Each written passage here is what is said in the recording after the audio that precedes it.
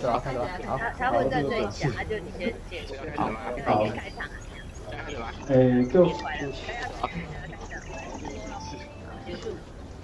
好。先断掉。喂，厂长，等一下在主持会，等一下再讲。先断掉。好。喂，厂长，上去了。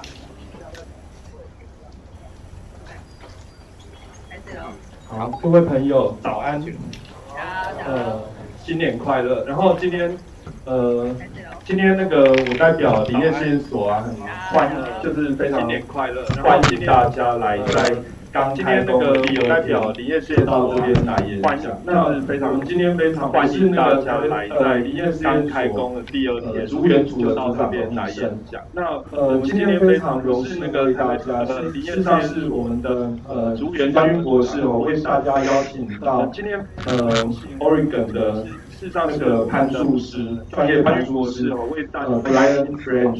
那 Brian 他在美国的时候，他一方面是专业的教练攀树师，那他的兴趣是除了美国的时候，他就是攀树专业的教练，攀树就是一个技术，然后他会协助树林的整理，在就是攀树一般来讲跟通常是一个技术，然后他这个以外呢，他有参加那个巨木的探勘计划。那巨木探勘协会它是一个美国的研究组织，这个协助研究的组织，他们会做一些协助生态研究的工作，例如它有几个案例是 Body Owl， 然后还有那个 Tree 的相关的研究，这些研究通常就是我们在老树的探勘的过程、爬树的过程中，记录这些老树的基本的树高或者是维栖地的位置，然后由于每一种不同的动物，它在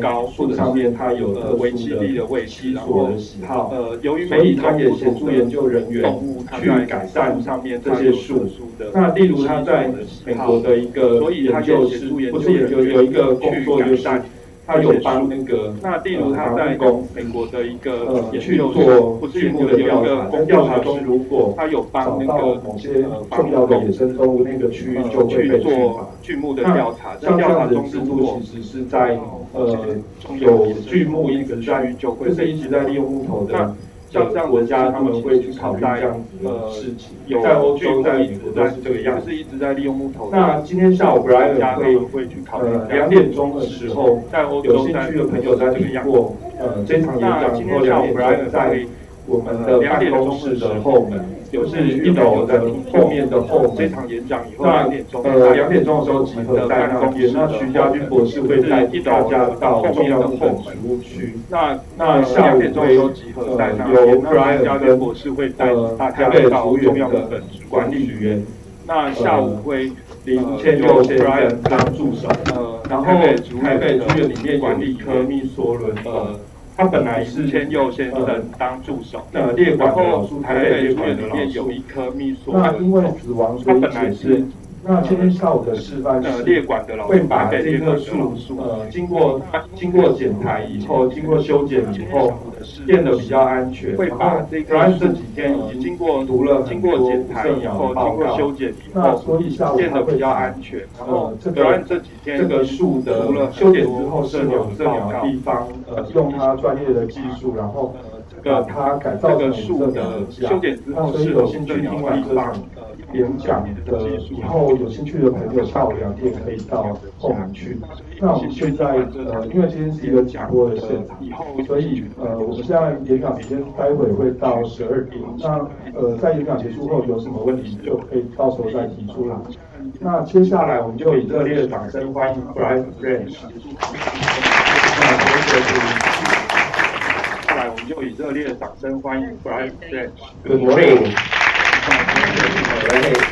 Hey, yeah, thank you for having me. I'm very excited to share this presentation with you this morning. And my trip so far in Taiwan has been a very wonderful trip. I had a chance to visit some of your mid-level forests with I had a chance to visit some of your Midland and got to travel around and see some of the trees here in Taiwan, and it was very beautiful landscape up in the mountains, and we're really enjoying our time. So thank you for having us out.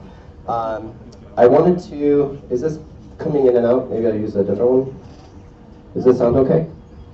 Yeah, okay.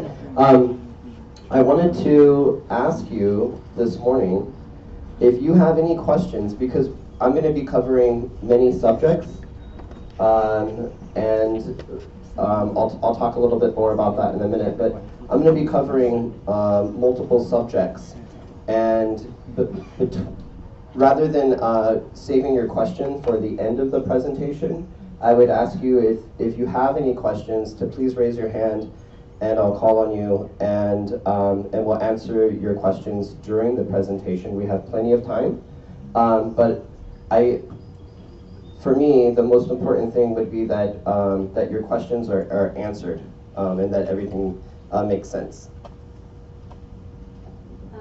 各位大家早安。那个 Brian 就是我们在农历年的时候有到七兰的那个终极山的地方，我们去做一些，因为过去有一些那个光达的调查嘛，那我们去那边找一些就是光达上面记录很高大的树，那他觉得我们的森林超棒的，就是很漂亮。那很高兴就是今天能够就是他在演讲里面也会 cover 一些，因为他们在美西做了很久，超过10年的用光达的资料来做巨木调查的事情。那还有就是，因为他今天的演讲会包含蛮多主题的，所以他很希望大家就是如果有中间有任何问题的话，因为我大概会每张slide都帮他简短翻译一下，有任何问题就举手，然后他就会叫你。然后我们就可以，你可以用中文问，用英文问都 OK， 然后他就会回答你。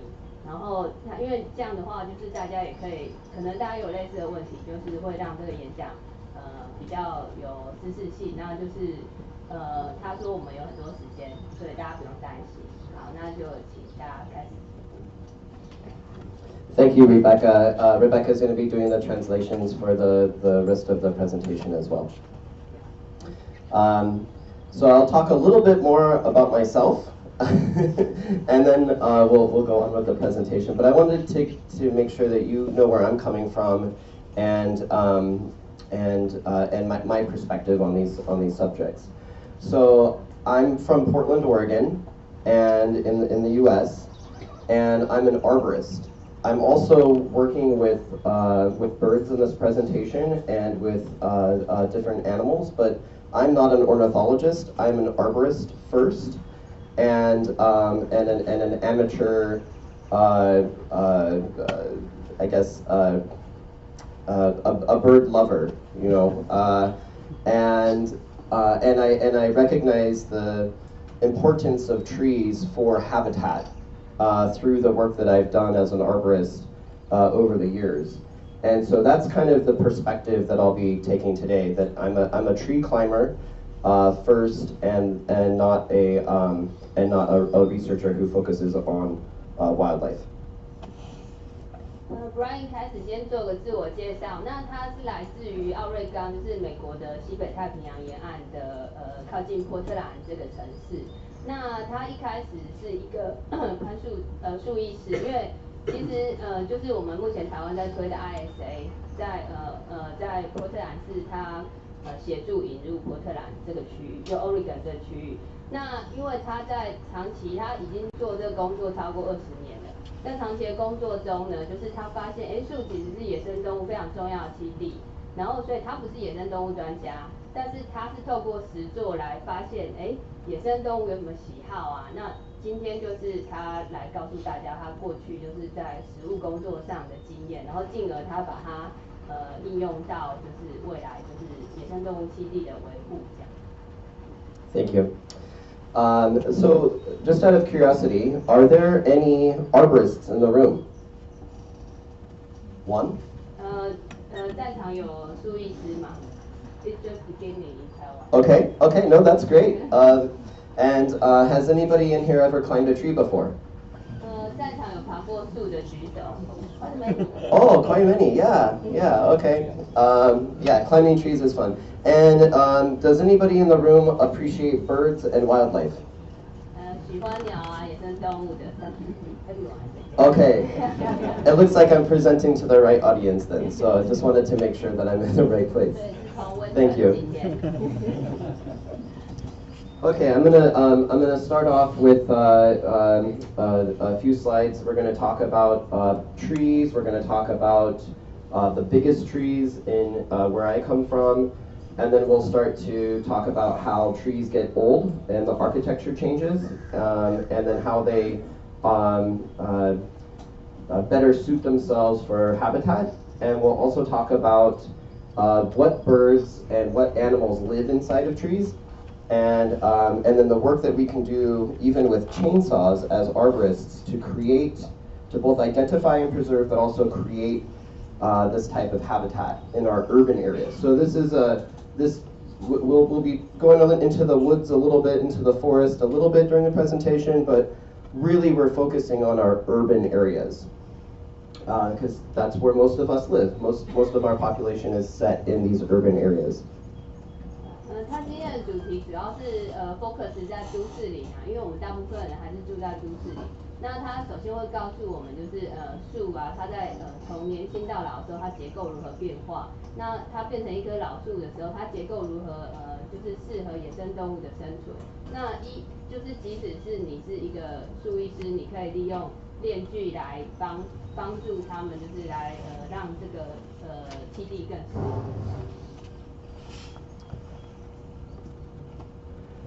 So I wanted to start the presentation off on maybe a little bit of a grim note, but wanted to talk about an idea of this environmental generational amnesia, and that forest degradation has been something that has been impacting our planet for thousands of years. This is not anything new, and the latest reports have said that we have over 80% of our primitive forests have been destroyed at this point in time, in 2018. So we only have 20% of those forests left in the world. And it's interesting that, well, I guess, Rebecca, if you wanted to even read this, I'll just read off the slide for now. Land degradation is a process in which the value of the biophysical environment is affected by a combination of human-induced processes acting upon the land. 就是栖地破坏呢，其实是就是这个整个生态系就这张图是有关那个栖地破坏，其实我根本不知道 amnesia 什么意思。总之呢，这张图是有关栖地破坏。那大家可以看那个左边的那个，从红色就是栖地破坏非常严重的，然后到那个比较，大家可以看到就是北极圈那附近人少的地方，栖地破坏就比较不严重。然后呢，它就是主要就是这张联合国图是 focus 在就是它这个点受到人为干扰的强度这样。那其实台湾这个不太准，因为台湾的中央山脉其实干扰程度没有那么高。I point out that method Taiwan. Yeah. is not correct for Taiwan. Oh, yes, yeah, thank you, yeah. So when we're looking at this land degradation and we are waking up into the world as a newborn, what we see when we are children, we accept as the condition of our planet. We can only imagine what the world looked like 200 years ago. What did Taiwan look like 200 years ago? Right? What did the forests look like? What did the camphor trees look like? Right here, where we're sitting today. How big were they? Has that changed? Brian 就是他常常早上起来啊，就在开始想，我有时候会这样想啊，就是像台湾啊，如果200年前到底是什么样子？就是在平地，你们这些已经都市化的地方，那个樟树到底有多大，可以让云豹在上面栖息？这样，就是我们可以去想象一下，就是大概其实只是短短200年，就是有多么巨大的变化。Has anybody ever asked this question to yourselves? Has anybody ever asked this question to yourselves? 有人问过，就是有问过自己这个问题的吗？ Yeah, right. I wonder what it was like. So, I'm going to read off the slide a couple more times today, but I'll go ahead and read off the slide again. I think this gentleman, Peter Kahn, he described this the best from British Columbia, and that's the environmental generational amnesia. Across generations, as kids come of age in these more degraded conditions, they recalibrate, and think that this is normal and healthy, the place that our world and our planet is in now. And if we don't solve that problem of environmental generational amnesia, he doesn't see how we're going to solve the larger issues until we really address that. Because the problem is people don't recognize that there even is a problem. 就是有一位叫 Peter Kahn 的先生啊，他就是他指出啦，就是我们现在的小朋友，其实我们现场很多高中生，就是他们其实你们成长的就是这个样子了，就是你们认知的世界其实就这样的。然后可是就因为就是没有 pass 过像我们就是森林被砍伐啊这个年代的这个过程，所以其实现在的年轻世代不知道你损失了什么东西。那就是你不知道你损失什么东西，其实也是一个问题。For example, in sometimes with our municipalities and the way that we plan parks and the way that we recreate and the design of our city, sometimes our plans are maybe 30-year, 50-year plans. But when we're talking about these trees and the importance of these trees in our community, we're talking about trees that live for thousands of years. How do we recalibrate to plan for these long-term trees in our cities? 就是我们现在可以看到，例如在台北植物园，就是大部分植物其实都不会超过50岁那么老，就是我们生活的这个范围。然后就是其实他就想说要问自己说，我们在做都市规划的时候，你其实要有更长远的，就是你可以想我们这个城市我们在规划的时候，我是想想1000年以后，就我们可以。这个世代，因为我们要留给子孙一个好的环境嘛，所以其实你在规划的时候要有一个长远的规划。Well, this brings us to our next slide. We started a nonprofit in Oregon called Ascending the Giants, where a group of arborists come together and a team of tree climbers have come together to go out and measure and document these biggest trees around, because they're living organisms, they're not going to be around forever. Even though they seem timeless, they're not. They change and they fall and they break and they can die over time. And our impacts also affect those trees.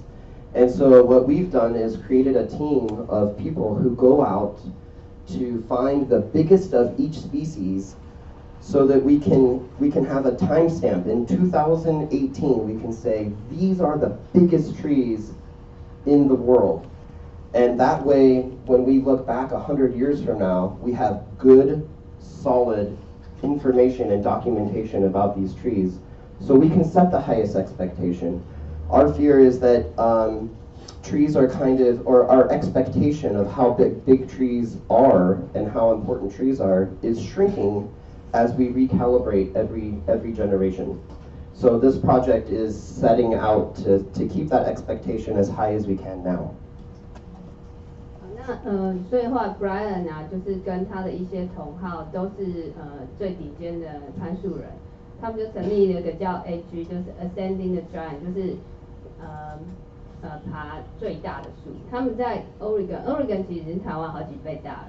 然后他们在 Oregon 找，就是每个物种，他们去找它最大的树，就是因为他想要，因为其实我们觉得这些巨木几千年的宽木看起来好像他们是长生不老，其实他们是随着时间还是会一直不断变化。那我们就去记录这个物种它最大可以长到多大，然后他就告诉就是大众就说我们有这种期待啊，其实它这个树可以长到那么大啊，如果我们好好的去维护这个环境的话，那就是这记录其实非常宝贵。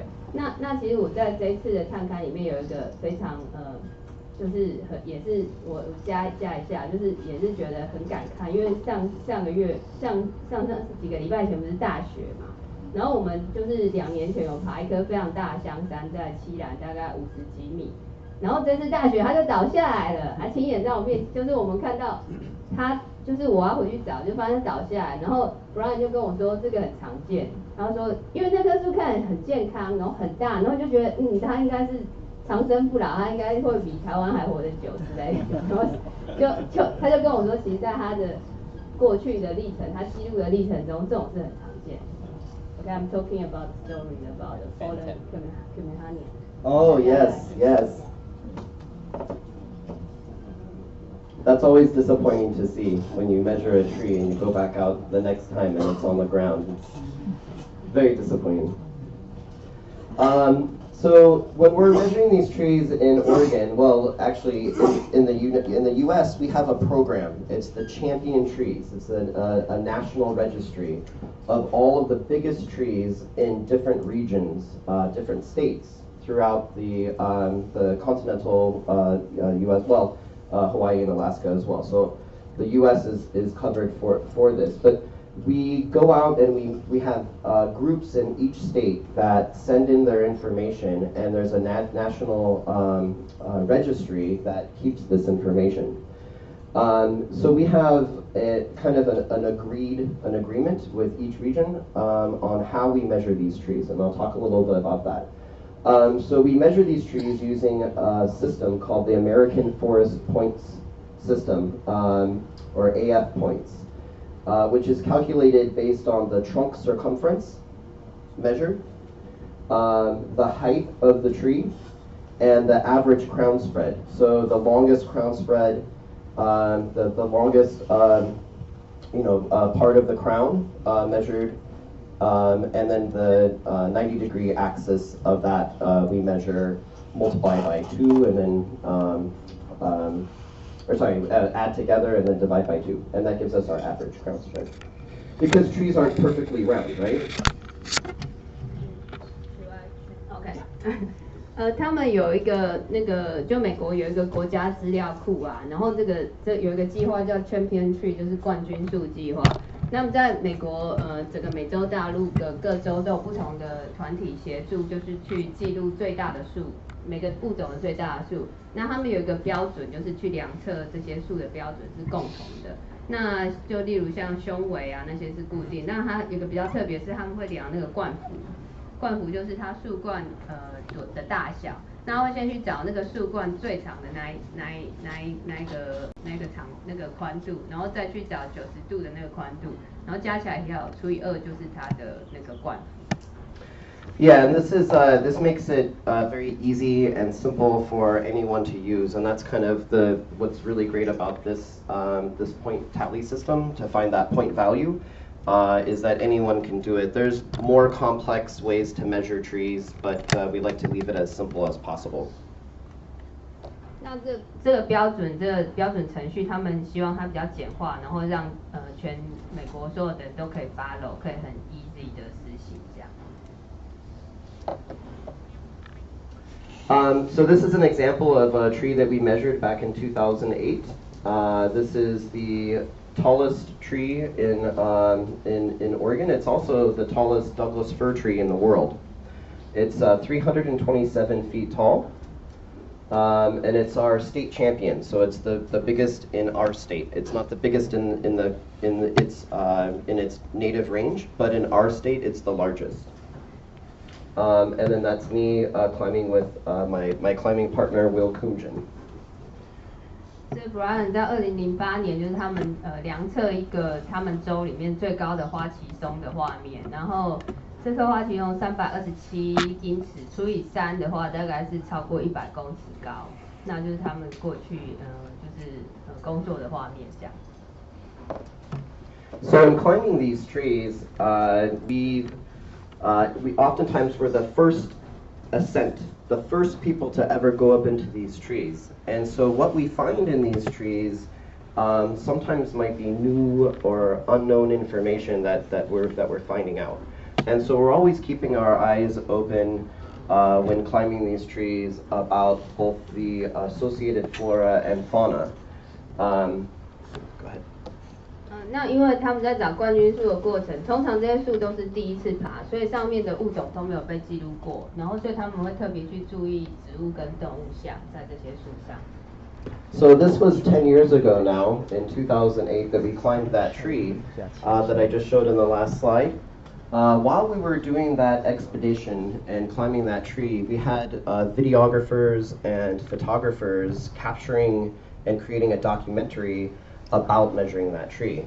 And we rigged multiple trees in this grove, and part of the rigging crew, while they were climbing an adjacent tree, one of the climbers accidentally bumped his shoulder onto a stub, and behind that stub, once the stub broke free, it revealed a small cavity at the top of this tree, which is, the tree is 257 feet tall, and this cavity was found at 250 feet, 7 feet from the tallest part of the crown. And what was living inside of that was a mating pair of clouded salamander. 这个大概在发生在10年前，他们就是有一次在拍纪录片，然后就是在爬那边花旗松，大概他们架了3、4几棵树一起，然后就是其中有一棵树呢，就是他们那个有一个人他不小心撞到一个就是枯枝，然后那枯枝就断掉，然后里面就有个小洞，然后就忽然发现这个已经距离地面大概80公尺高，有一对那个三角鱼在里面，然后在交配。打乱人家的好事。Okay. And then this was significant because previously, before this moment in time, this species had only been known to have climbed as high as 130 feet, and that was a lone male in one incident that was reported. They're mostly known as a terrestrial species or living in the lowest part of trees. To find a mating pair at the top of a tree is significant because to us that means that this habitat is a preferred habitat by this species if they're mating there, right?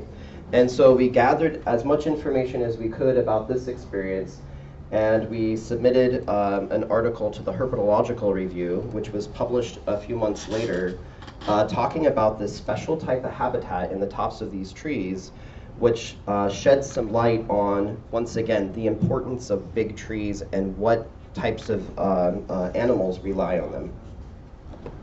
这在当时是一个大发现，因为这种三角鱼它通常是地生的，然后被记录到最高也就大概它的1半高度，大概40公尺高，那这个大概80公尺高，而且他们在那边交配。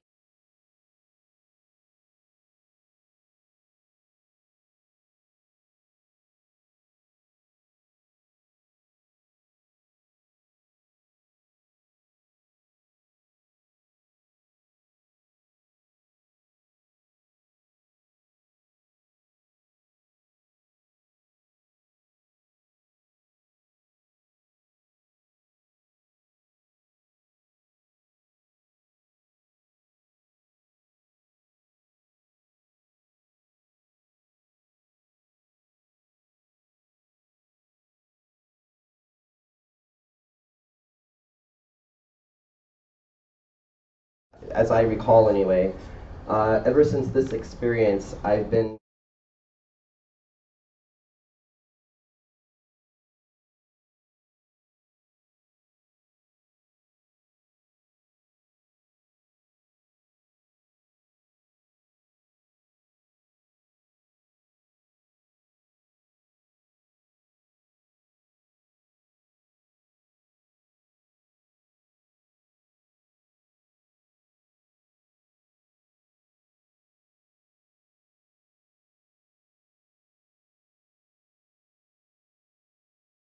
finding some of the tallest trees with the species that are endemic to Taiwan.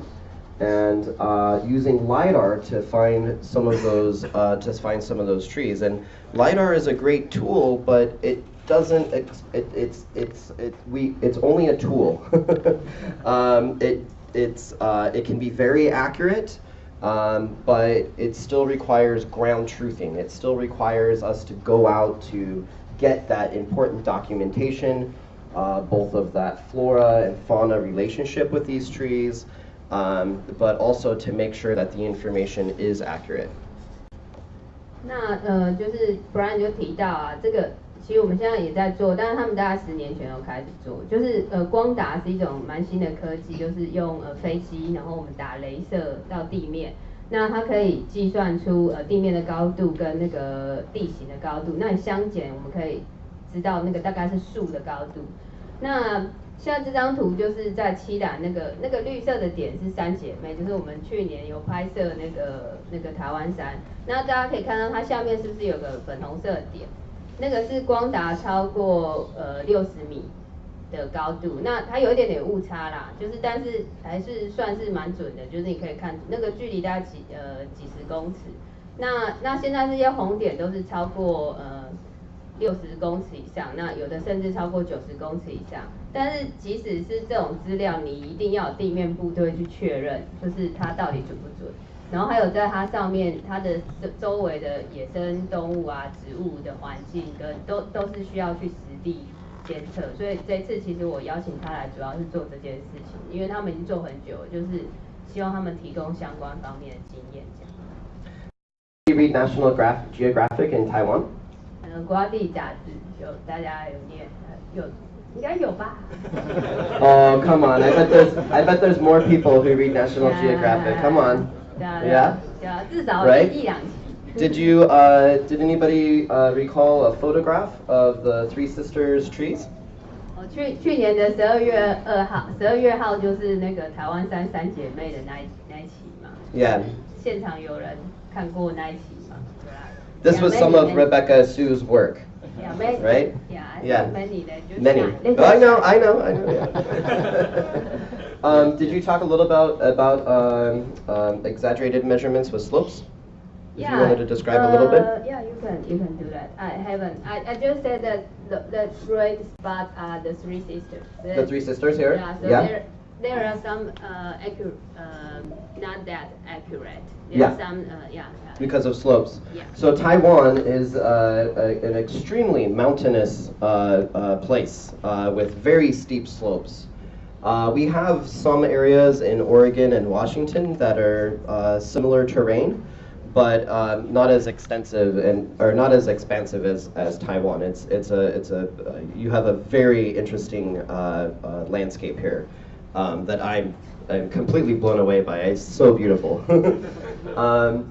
But one of the problems that we've had using LiDAR in Oregon is that sometimes we get on a steep slope, we'll have the tree that is leaning out over the slope, and the measurement is exaggerated because it's taking the highest point of the tree and then getting the lowest part of the slope, right?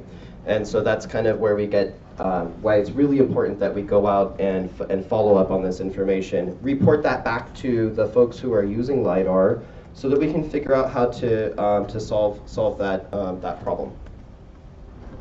那他们在 Oregon 啊，跟华盛顿州，就是跟台湾一样，有一些地方就是很陡峭。那台湾又更陡峭，他这次跟我去爬山就知道。然后就是在那种陡峭的地方，你如果树长，通常它会长斜的嘛，不可能垂直。然后那个光打下来的时候，其实它是到下面的深谷，然后这个树高就会被高估了。所以其实我们光达资料有超过140米的树，不过我们不太相信这样。那就是他过去的经验也是会这样，然后他会回去再那个回报那个测量局有关这方面的资讯这样。I should also explain real quickly for those of you who don't know that LiDAR is a representation of Earth's surface using light, which is the information is pulled by many pulses per second of a laser that's collecting that information. Yeah, talking about that. Okay. Yeah. All right, thanks. So here is a team of measurers from a couple days ago that we went out into these forests in Taiwan to measure some of these trees, and we had a really amazing time out there. So thank you for that. No problem. So I'd like to talk a little bit about what trees. So we're asking that question: what did trees look like 1,000 years ago, or 100 years ago, or 200 years ago? And I like this quote: if you would understand anything, observe its beginning and its development. We really have to be able to look at trees now. We have to know what trees looked like before our influences. And sometimes even finding that information is very difficult, going back into records and looking at what did the environment look like, even 500 years ago, right? Before a lot of this documentation was available. Brian 说他很喜欢这句话，就是说，如果你想要了解一件事的话，你就要从它的开始一直观察，然后一直观察它历程发展。那其实很像我们在做生态监测嘛，我们其实是做一个长期的监测才能够了解这个生物。那所以如果你要了解一棵树它或者是一个生态环境它过去几百年前跟后来接下来几百年后它可能要怎样的变化，你就必须要持续的监测它这样。This photograph is another photograph of that tallest Douglas fir. If you notice, the top is dead. We still do measure the dead parts because it's the history of that tree. It's still a part of that tree. And the dead parts are also important.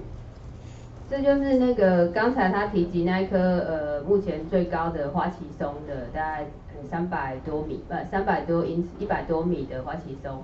那这个大家可以看到那个树顶其实是枯枝，它已经死掉了。可他们在量树高的时候还是会包含那一段，因为他觉得这个是这棵树的历史，就是你不能忽略它，那所以他还是会量。And to capture this photograph, one of the photographers actually brought up a 4x5 camera, like on the stand, with like the really old cameras. Hauled that all the way up the tree just to get these photographs using the older cameras. 那他还是用就是那个摄影师那时候还是用那个底片机嘛，然后就是就是爬到这树顶，然后就是要得到这张照片这样。Very beautiful. So here's a tree in Washington, in the U.S. It was called the mineral tree. It has now fallen, but when we think of the tallest tree in the world, if you think about that, what species comes to mind? What do you say is a mineral tree? Oh, this is just the name of the tree. It's not the species. But when you think of the tallest tree in the world, what species do you think of? Sequoia? Cypress? Did I hear cypress? Or 如 sequoia? 果你要想象世界上最高的树，你第一个想到什么树？3不是世界，对啊。Sequoia dendron. Sequoia dendron, maybe, right?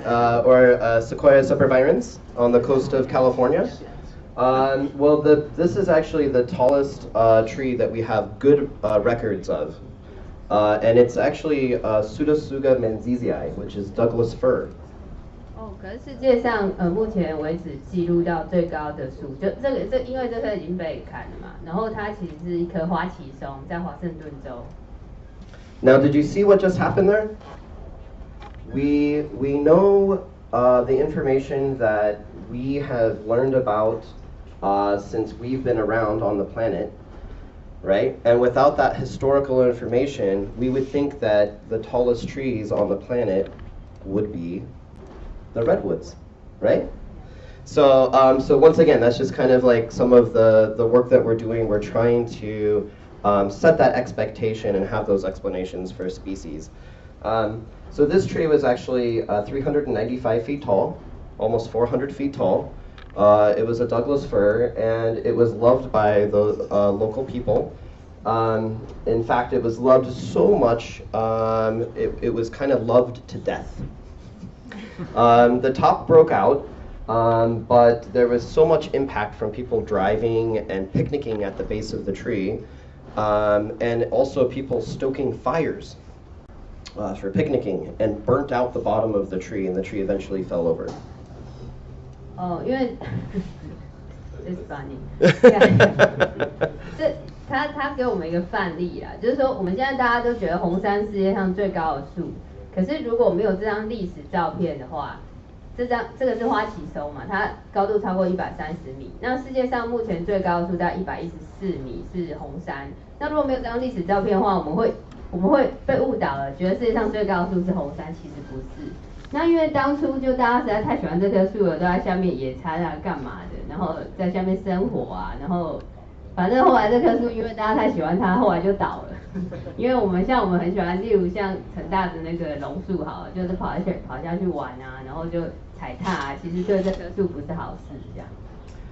We do have to remember that this was at a time when maybe the general thought about trees is that it was a resource that was always going to be there.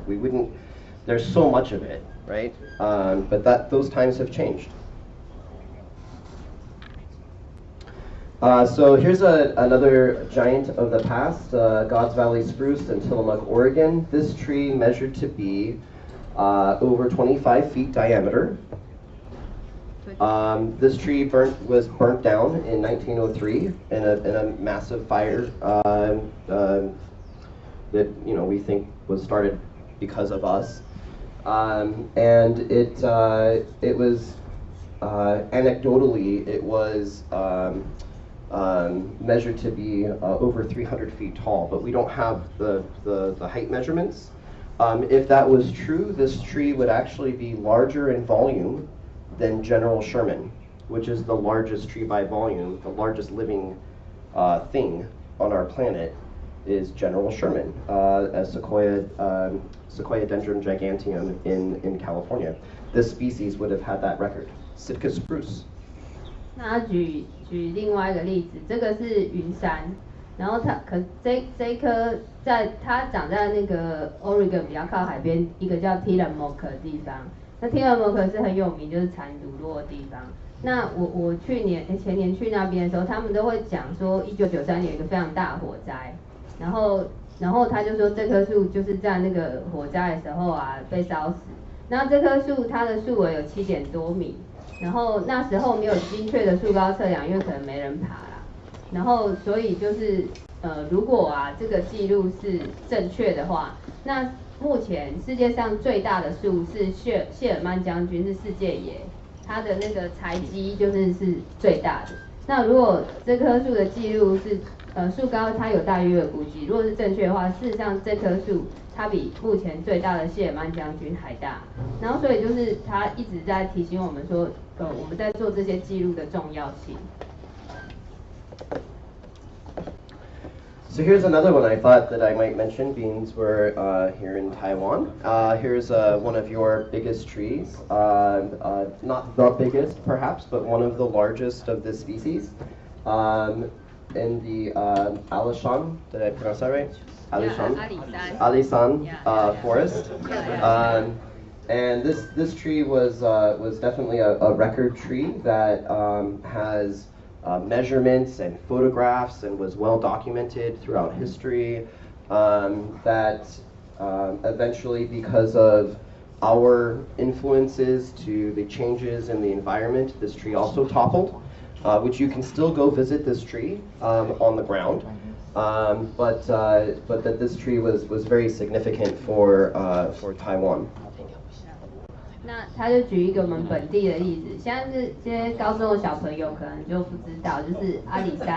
Or the world's greatest bird pest, and that is definitely associated with us as a synanthropic species. So that's a very good example of that. In North America, rock pigeon was introduced to North America through Nova Scotia in 1506 and is now thriving in specifically in urban environments. As we change the environment for to suit us the way that we want, we're making it more suitable for some species and less suitable for others. 他举那个在北美的例子，就是那个鸽子，他们有2种鸽子 ，feral pigeon 跟 rock pigeon。然后好不懂，然后就是其中rock pigeon 是他们带进来的，大概15、16世纪，然后后来这些鸽子在都市，因为他们很适应人类生活，就活得很好，结果反倒是他们一些 local 的一些原生的物种就是被排挤了这样。So then we can say that different types of urban areas change the planet to fit our needs. There's how successful they are may depend on their adaptation to our changes, their fecundity, the habitat, the longevity, their successions, symbiosis, our urbanization, and what kind of impacts we impose, and their evolutionary rate as well.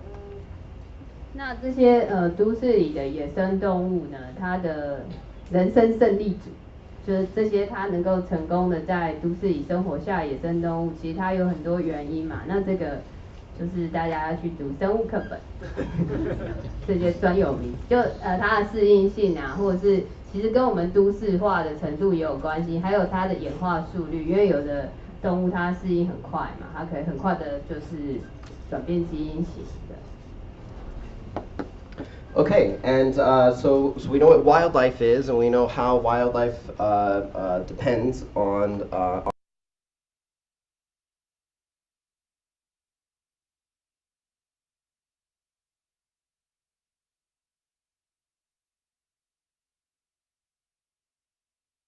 its habitat. But what is habitat? Habitat is an ecological environment or area that is inhabited by a particular species of an animal, plant, or other type of organism. A habitat is made up of factors such as soil, moisture, range of temperature, availability to light, presence of food, shelter, and protection from predators. 那现在这做一个栖地的定义，因为我们现在不是要帮野生动物在都市林里创造合适的栖地嘛？那其实它是所谓的栖地，它是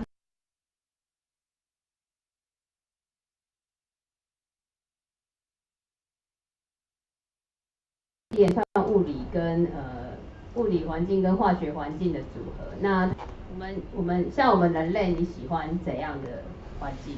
就是栖地。Yeah, so I might describe if we're sitting in this room now, we have some windows because we want to have light in the room. We have a roof over our head. It's kind of rainy and windy outside. Is it rainy and windy in here? No? Kind of. 就例如我们举个例嘛，我现在坐在这边还觉得颇为舒服，因为我们一些窗户保持通风嘛，我们有屋顶，让我们不会淋雨嘛，不会吹风这样。Our protection, 所以其实人类以他的观念来讲，是不是？因为他其实，因为我们现在之后会讲那个 cavity， 就是喜欢住在洞穴里的一些动物。那其实我们人类是不是也是喜欢住在洞穴里？ Right? Yeah. So we like a specific type of shelter. And what's the temperature? What do we prefer? Maybe I'm gonna go with Fahrenheit because I don't know the conversion off the top of my head, but maybe a range between 65 and 70 degrees is our preferred temperature in our dwelling space. 那现在考虑温度啊，像我们大概喜欢20几度啊，它用华氏大概就60、70度这样。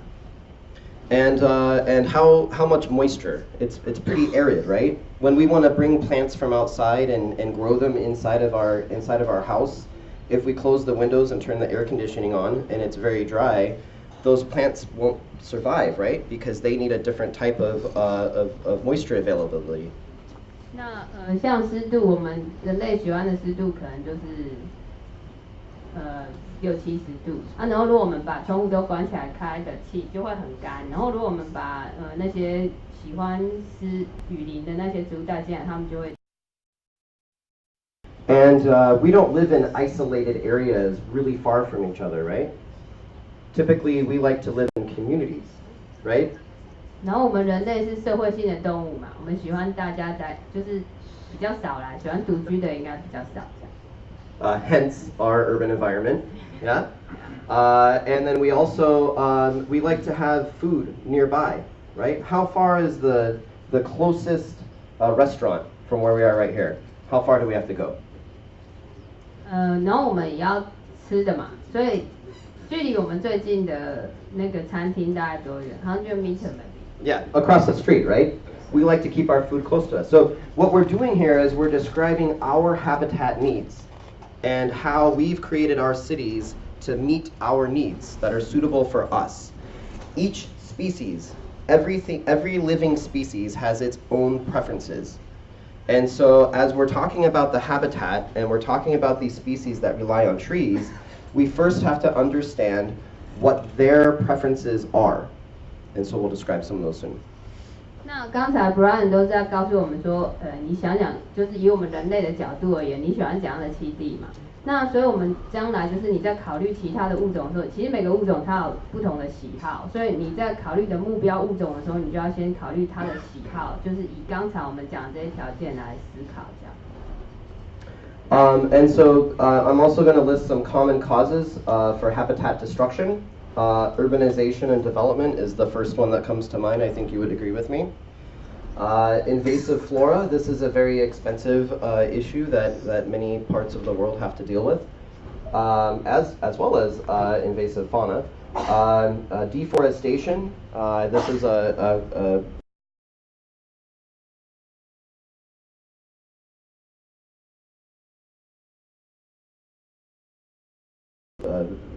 international or planet-wide, worldwide issue right now. It's those who work on trees, the practitioners who are cutting trees.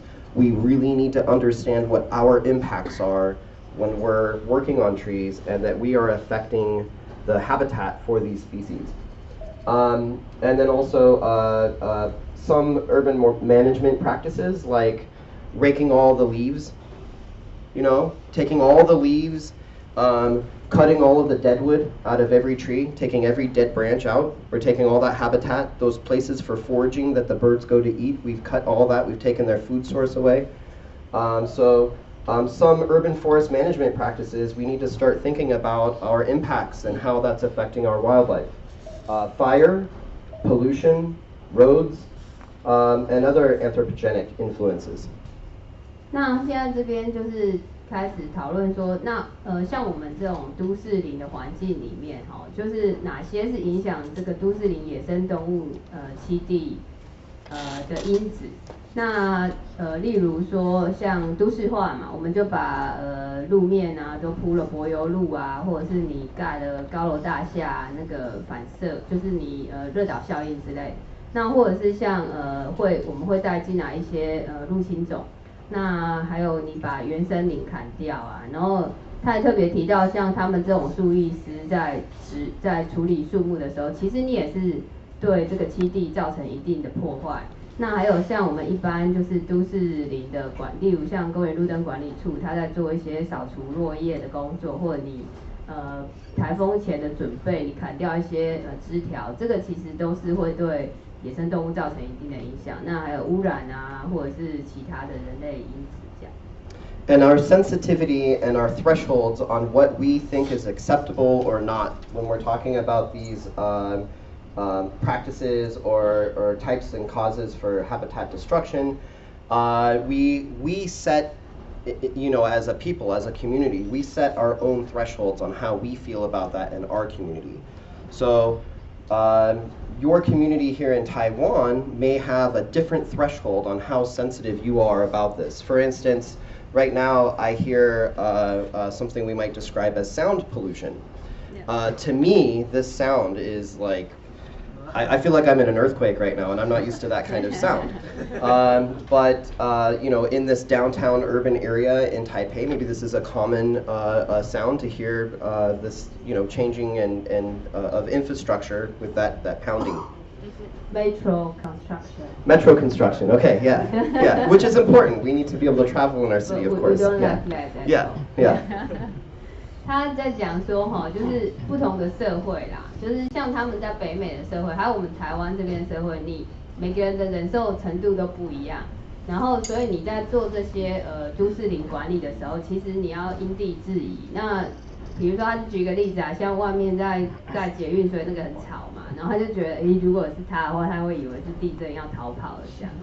Speaking of which, was there an earthquake this morning? Yes. I felt it. I was in bed. Yeah. Lasted maybe 6 seconds or so. 6秒。Very, very mild. It's in the East Taiwan. Yeah, I could feel it here in the hotel.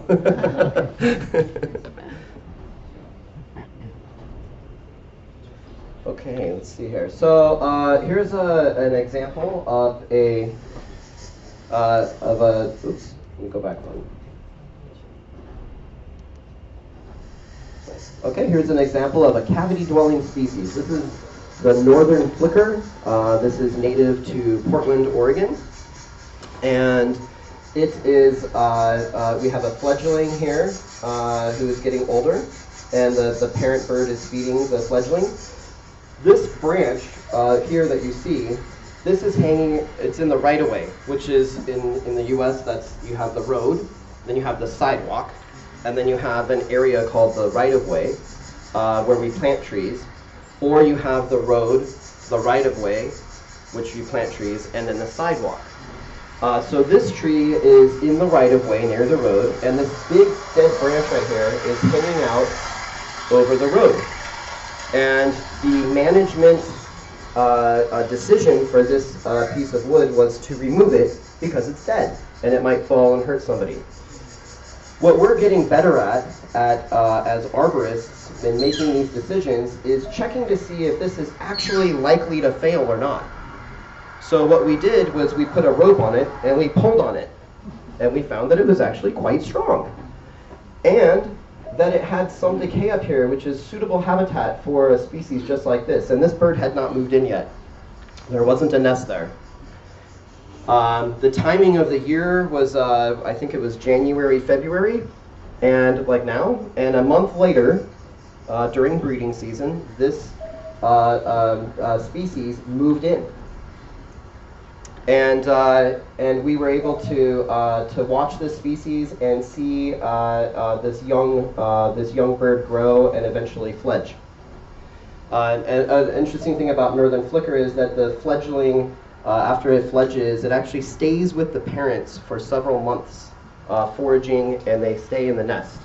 So it's a really fun bird to be able to observe. It doesn't just leave the nest and then they're gone forever. They stay in the nest as a family, which is pretty cool.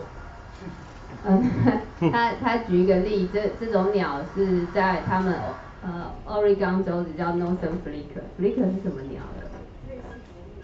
类似啄木鸟的一种鸟啊，它会就是大家可以看到刚才那一棵树啊，它其实是因为它美国是公路嘛，然后再来就种树的地方啊，再来是人行道。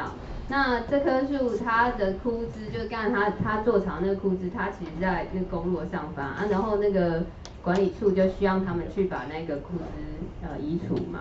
然后可是因为他们就发现鸟在里面生活嘛，然后所以他们树医师的工作就是他们去测试这个枯枝有没有可能会坠落，然后造成危险，所以他们就用绳子去测试去拉它，然后就发现其实还蛮强壮的。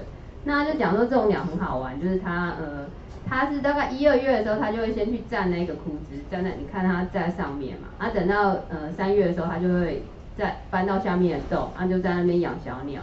那养小鸟，后来小鸟离巢以后，这种鸟它是会跟着爸妈几个月，就是学习如何生活，是还蛮有趣的鸟。Yeah, and so we know that.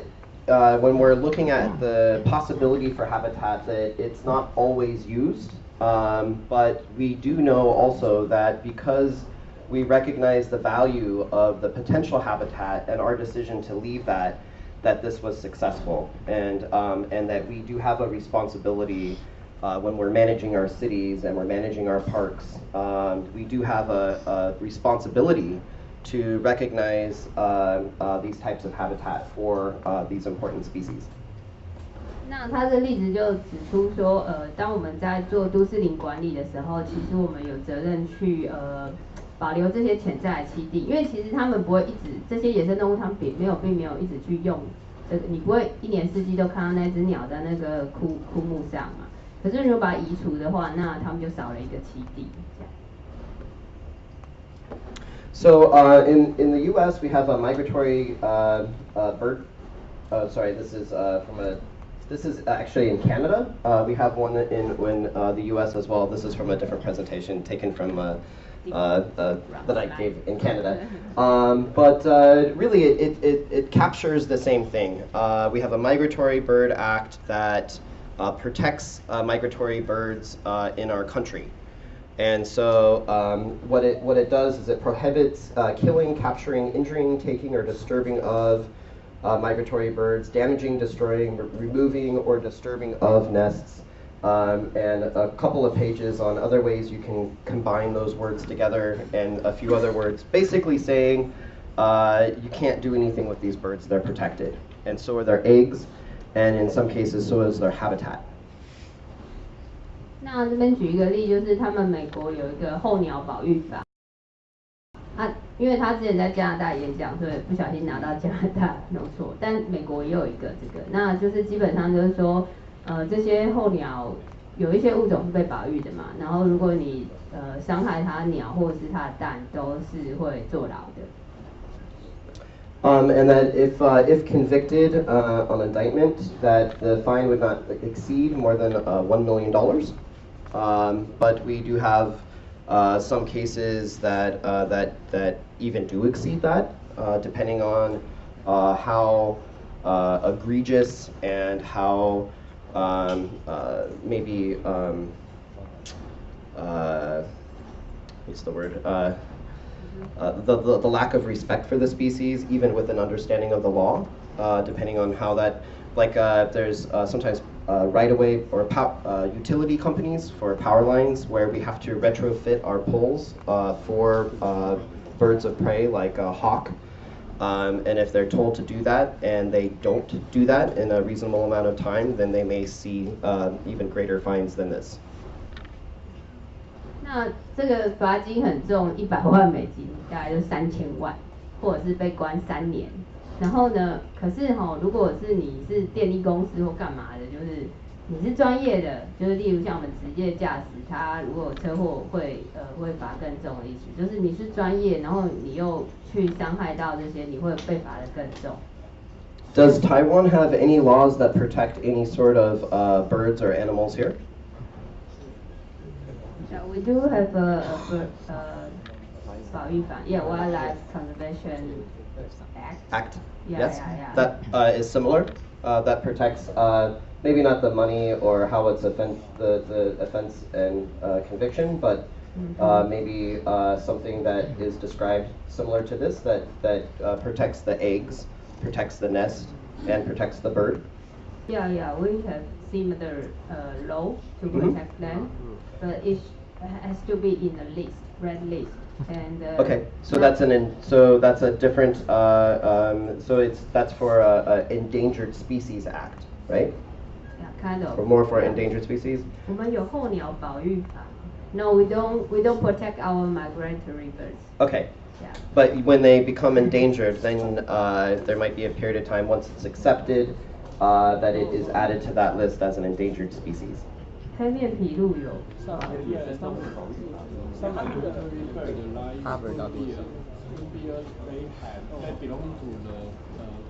Wildlife Conservation Act.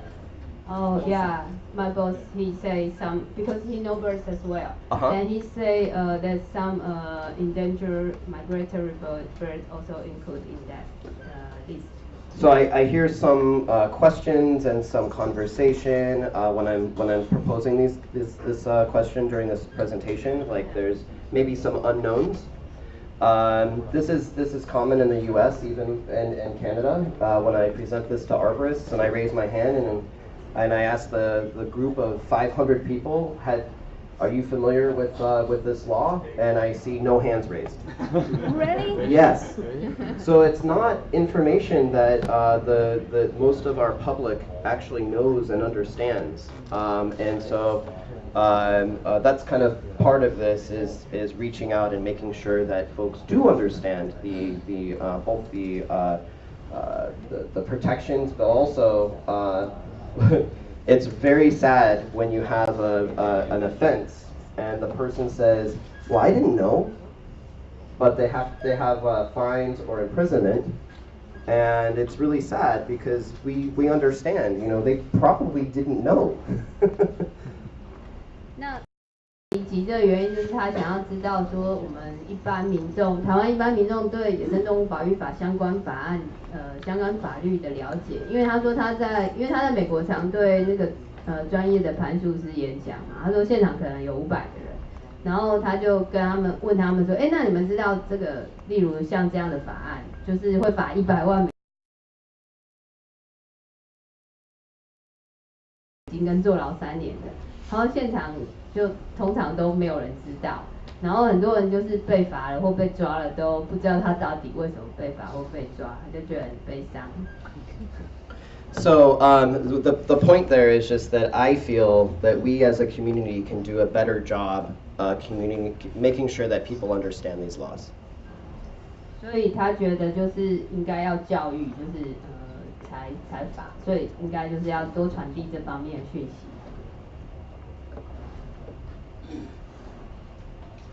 So here's some popular protected species in the U.S. And in Oregon, where I come from. Bald eagle. This is kind of our national bird. That's one that I think everybody's like, oh yeah, well, bald eagle. Of course, it's protected. But we also have some down here like common raven and Canada goose and American robin that are. When I describe this to folks back home, did you know that these were protected? They're like, oh, I had no idea. I didn't know that they were endangered. Well, this is those laws are different than endangered species laws, and there's a lot of confusion there too, right? Thinking that because it's common, it isn't protected. We have similar example, like bucking deer. It's very common, but it's also protected. So that's the point is understanding those laws and then also the layers of those laws and what different species are under. OK， 他说像这边就有一连串他们那个就是一个清单啊。那像第一个 bald eagle 就是他们美国的国鸟嘛，白头海鹰嘛。那大家都知道那个是保育类啊。然后可是它下面举几个例子，像那个 common raven 是乌鸦嘛，常常看到，还有 Canada goose 是那个加拿大雁，那个他们河里面一大堆啊，还有那个 American robin 就是他们房子旁边都一大堆那个草那个知更鸟，然后他就问一些朋友说，你们知道这个被保育吗？他们就说靠，这个不是很常见吗？怎么被保育这样？然后他说其实被保护跟濒临绝种是2回事，他们这些物种还是被保护，然后你还是不能去动它。那我就跟他讲说，像我们山羌也是很多，可是它也是保育类，就是有类似的情形。I should also mention that this list has hundreds of bird species on it, and I've only taken out a few here to showcase. 有几百种，它这只是一些范例而已。So these are some of our cavity-dwelling species. So these are birds that cavity-dwelling. When we're talking about cavity-dwelling species with birds and some of those, this term is generally used to describe species that live in trees, not species that live in caves or burrow in the ground and live in other types of cavities. But cavity-dwelling species are species that live inside of trees. Without the presence of a tree with a cavity, they cannot survive. Did you say for Oregon or for? These species here are for Oregon, yeah? Specifically. These are in Oregon. Okay. So other parts of the U.S. don't even have these. OK，昨天 Brian 就问我说啊，你们有没有一些？他这个是一个。And this is also a short list. Okay, no, you have a longer list. Okay. Yeah. 它这是一个清单啊，就是住在利用树洞当栖地的物种，他们奥瑞冈州的，他说其他州不见得有。然后这是简化的清单，还有更长的。然后这些动物它都只能住在树洞里。它那个岩洞那些它不管，然后像第一个 wood duck 就是木鸭嘛，有时候看到影片。那他昨天就问我说，我们台湾有没有类似的清单？我很无知，我说我不知道。就是说，可以，就是利用树洞作为栖地的物种，不一定是鸟类，也有这边都是鸟类嘛。树啊。哦，对，有一些不是鸟类。然后对，他就说，首先你要有这个清单，就可以做之后的保育工作。OK。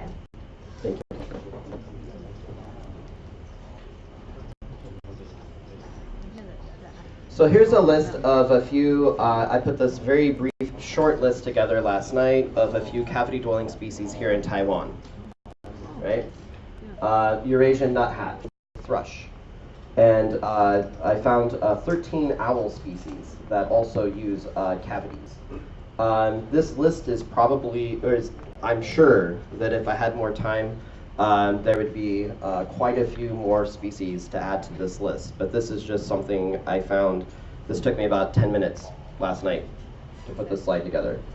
And I couldn't find an actual list in Taiwan. I'm not the best Google searcher, but I couldn't find a list of cavity-dwelling species available for me to refer to. 那因为他昨天问我啊，我也没这个清单，然后他就自己做功课，就列出这个。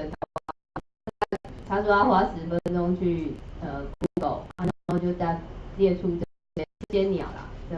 只有台湾八本是五色鸟，我知道，其他我都不太晓得。还有最下面有13种那个猫头鹰，就在台湾利用树洞生活的当做栖地的动物或鸟。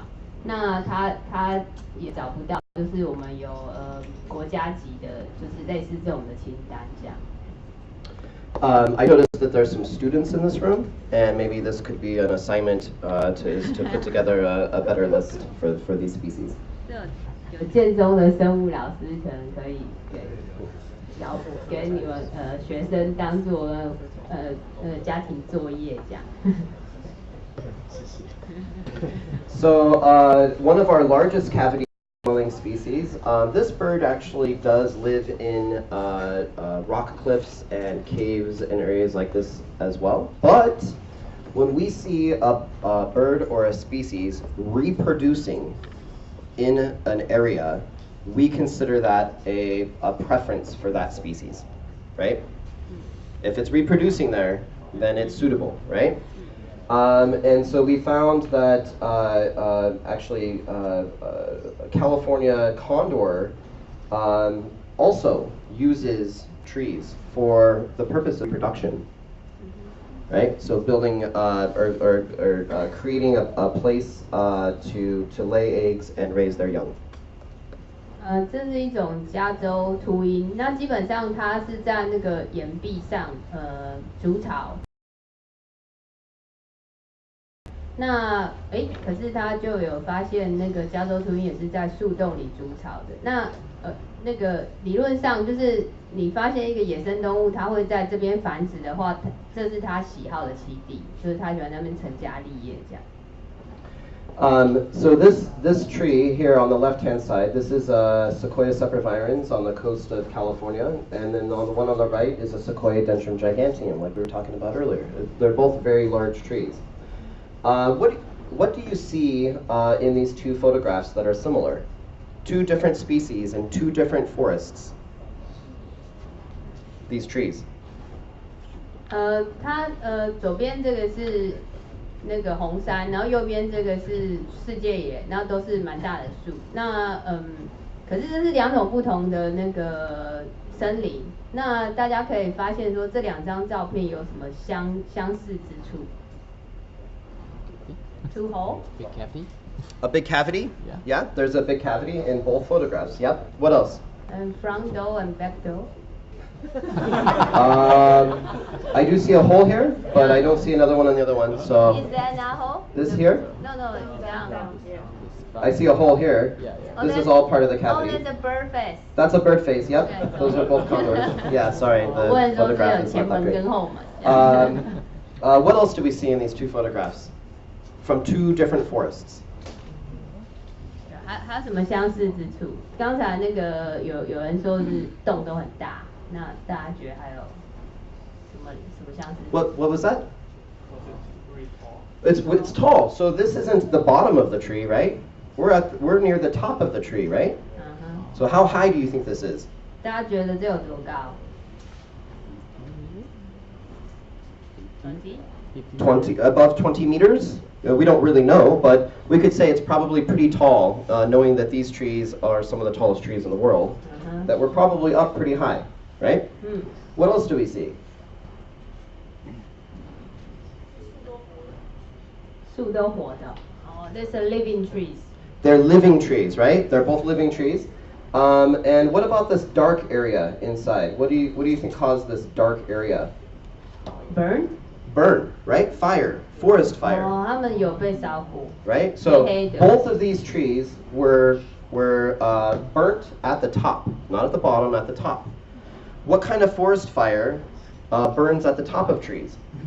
Lightning. Lightning can start the fire, but we actually, in the U.S., part of our fire ecology, we have fires that burn at the top of the trees. The fire doesn't even get to the ground. It's a massive fire that blows at across the canopy. Yeah, from treetop to treetop. Yeah. 那这个还有一个相似之处就是，这个树都是上面被烧，它不是基部被烧。那有可能是那个闪电。那还有他们在美国还有那种大型的森林火灾，每年夏天都有，就只烧树冠层。Here's some more information for you. This type of bird stands about this tall. 哦，这个秃鹰大概可以到它肚子那么高。So we know that this is up in the canopy, right? We know the size of the bird now. So what diameter do you think this tree is? All the way up there. 1.5 Meter? Maybe 1.5 meter? 大概 Diameter? 大家觉得这个树径有多宽？ Right? And how long does it take for a tree to get that tall, to get to that size in diameter? 所以大家可以想象说，像这样一棵大树，就是你要那么高，因为它喜欢高的嘛，然后又要这么宽，大概要多少年才有一棵树这样？200? Over 1,000? 300? Maybe something between maybe 500 to 2,000 years old, right? So very, very old trees, just like you have here in Taiwan. 大概 You 500 have 到 old 1000 trees, right? Do you have trees here that live more than 1,000 years? How big are they? The biggest one, cypress, Yeah.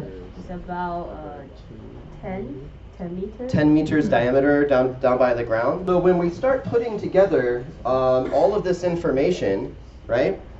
What we're doing is we're starting to we're able to describe the value of that habitat. Can we recreate this? Can we make this happen? 话说像这样的一棵老树，就是你可以用人为做出来。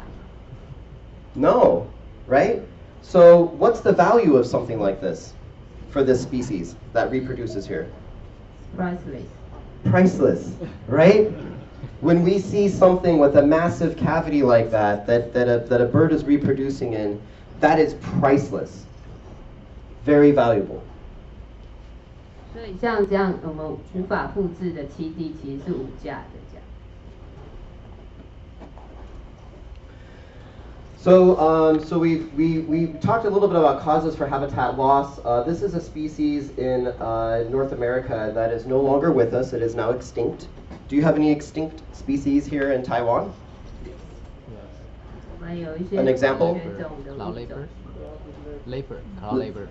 Labor? Cloud leopard. Cloud leopard. Cloud leopard, I told you that. Okay. Big cat. Yes. Right. Oh, the cloud leopard. Yes. Yeah, Yeah. Exactly. But that hasn't been actually on the IUCN anyway. That hasn't actually been listed as a extinct species yet, but we think it's probably going to happen. Yeah. Right? I think it's also birds. Some birds. 应该也有绝种的鸟吧，台湾。 Right? Our urban areas, are they getting smaller? Expanding? No. Still Our the same. urban cities, No. are they getting smaller? 我们都市区域现在是变小还是变大？基本上是变大。Yes, it's been Expanding. No, just expanding, right? Expanding, right? And where are they expanding? Are they expanding into the mountains? Yeah. A little bit? At the Yeah. top of the mountains? Some. Not as much. More down low, right? Yeah. Right? Lowlands, yeah. Right? So, and can the upperland species live in the lowland areas? No. But we can predict that there's going to be more urbanization and more changes to the environment in the lowland areas. 那他提出一个问题说，我们大部分都市化程度其实在低海拔呀。那高海拔物种它可以住到低海拔吗？不行。对，就是所以其实我们低海拔的那个生态环境其实是需要管理。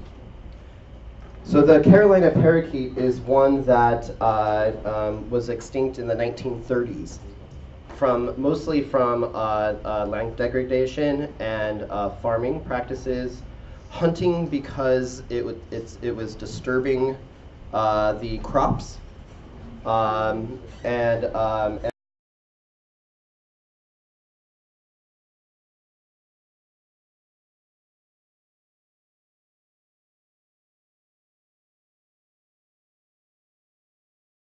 then also, this is a cavity-dwelling species.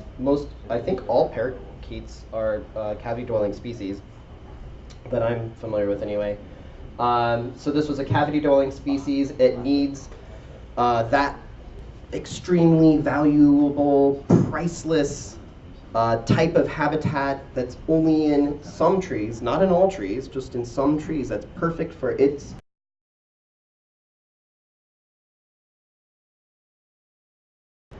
reproduction preferences. When we would cut those trees down, the population plummeted. 这是他举例一种那个在北美1930年代左右就已经绝种的鹦鹉。那这种鹦鹉它就是在低海拔，然后它喜欢树洞，因为大部分的那个鹦鹉都是用树洞繁殖的。那而且它就是喜欢某些种类的树。那然后它绝种的原因有很多啦，有些就是因为我们栖地变化嘛，因为在低海拔就是你大部分都都市化了，那还有就是它会去危害农作物，那所以后来它就绝种了。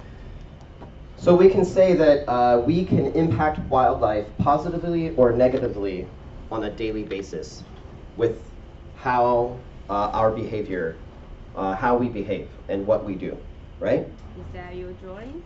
Yeah, oh sorry, I do a lot of my own illustrations. This is one of my illustrations. I'll have a few more in here too. 这张鹦鹉是他画的啦，然后他说就是其实我们事实上我们每天的生活都在影响野生动物，那你可以是正向的影响，也可以是负向的影响这样。So knowing that we have impacts on wildlife, whether we want to or not, we are impacting by our behavior with one another. Just being here today, what I'm doing and what you're doing is we're impacting each other, right? Just because you're here. So knowing that we have impacts, how do we reduce those impacts on wildlife? 那其实我们的生存就是互相在影响，那所以现在我们想要做的是，你知道你如何的影响，然后还有你如何减少负面的影响对这些野生动物。Well, if we're working in a place like I don't know, the Taipei Botanical Garden, a place like that, somewhere around here.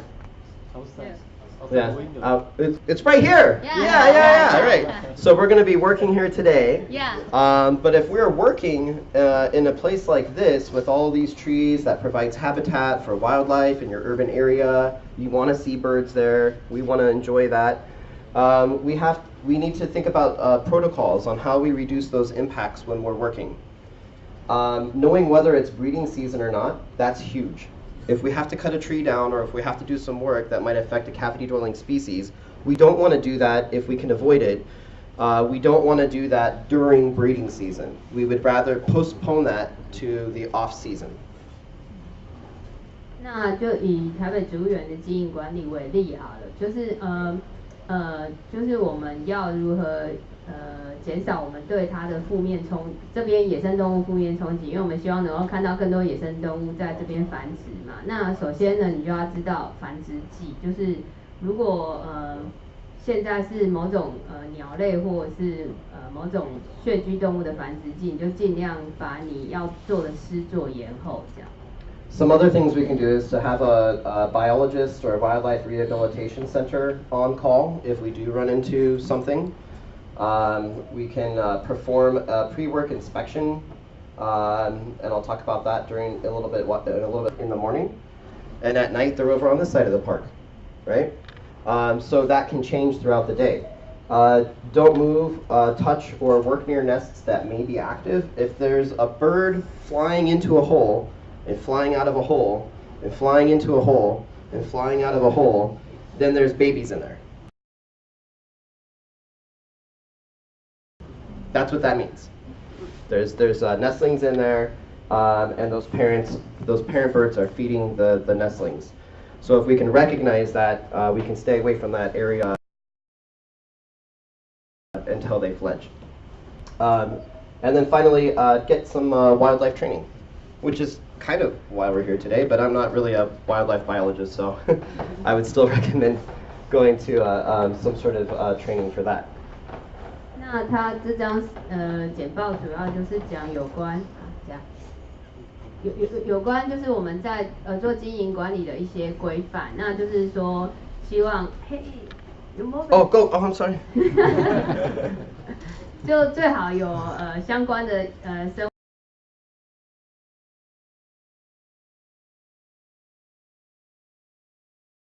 野生动物专家，就是你可以询问，然后就是你在做施作前啊，你要先去观察，就是看看，然后因为就是有时候它那个动物，就例如在我们台北植物园，它可能早上它喜欢在这边，然后它下午到别的地方活动，所以你其实要有一个时间的观察，然后还有就是你在施作的时候要注意野生动物，然后还有对，就是如果那鸟它在那个树洞一直来来回回，表示里面一定有小鸟。然后就是不要去移动那些草，就是有小鸟的草，然后就是有更多的训练这样。OK。Question please. Do you think the publics are responsible for reducing the impacts, or who do you think are responsible? Well, that's a really great question. I think that everyone is responsible.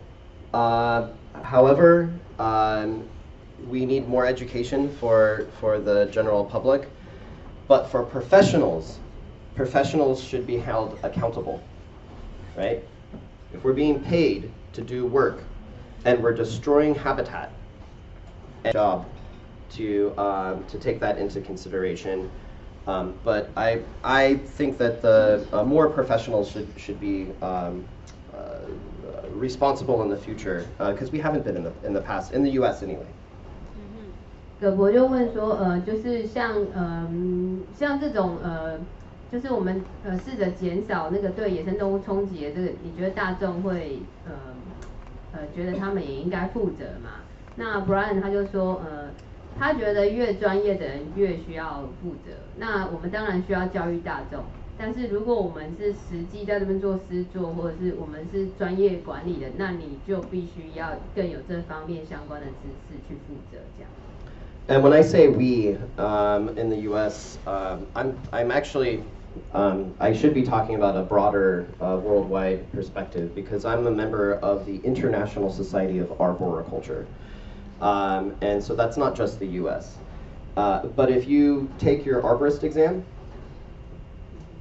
you're an arborist, so you took your arborist exam, if you recall, there's no information about our impacts on wildlife. Even though we focus our work on trees, the only place that some of these species can live, which have protection, there's no information in there at this time about how to do our work and perform our work and what our impacts are. So when I'm saying that we're not doing enough, that's what I'm actually talking about.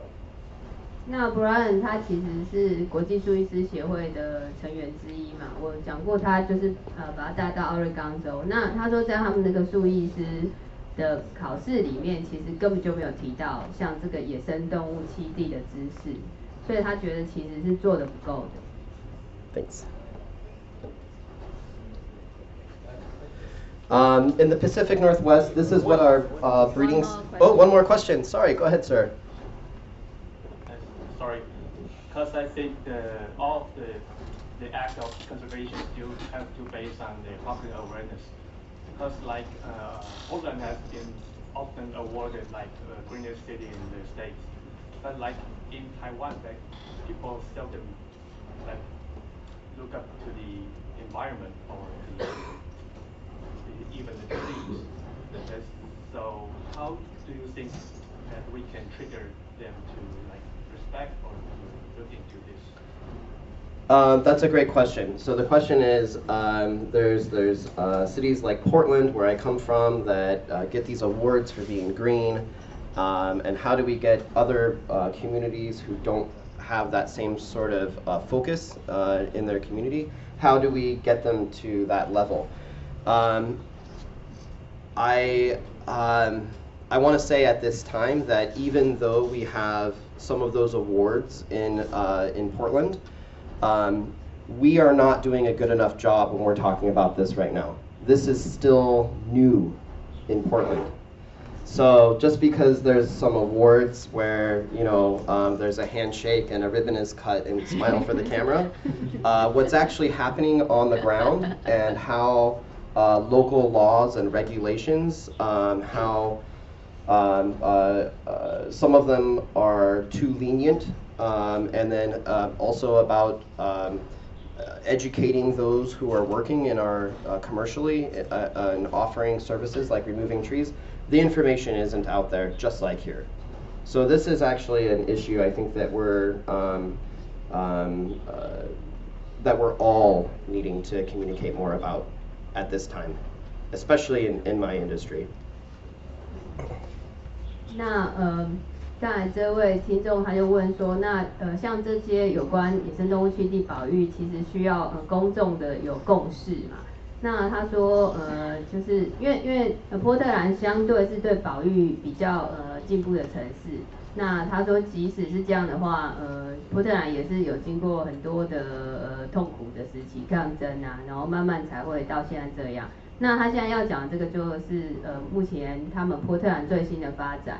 那他说其实全世界都一样啊，不是说你一个法令通过或者你一个剪了裁，然后就是这件事情就已经做好了，其实不是，它是慢慢的需要一个时间去建立共识这样。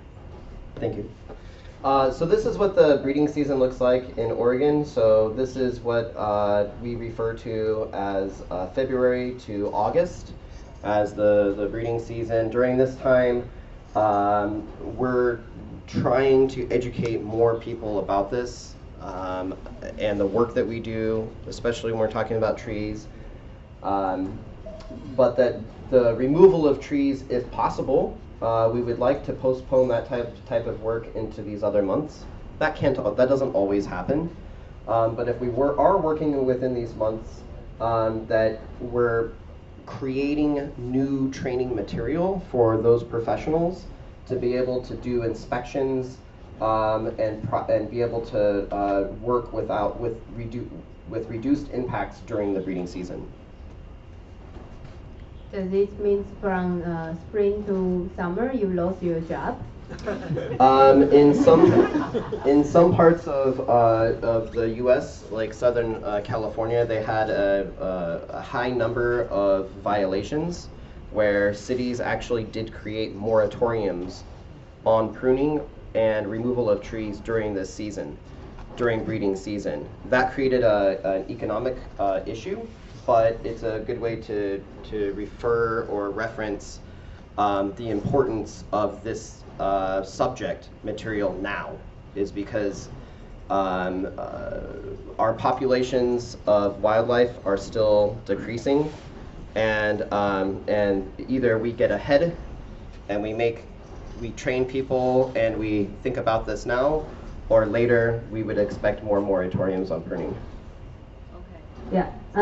他说他们现在就是他们树艺街在推动这个，就是那个绿色是大部分野生动物繁殖季，那蓝色的月份像1月、9月、10月、11月、12月是非繁殖季。那他们希望推动就是你在修整你的树木是在非繁殖季，然后这样会减少对野生动物的干扰。那如果就是你一定要在繁殖季施作的话，他们现在在做新的那个规范，就是做一些新的规范，然后就你一定非得在这个时间施作的话，你要做一些例如像事先的观察，或者是减少对野生动物冲击的一些施作方式这样。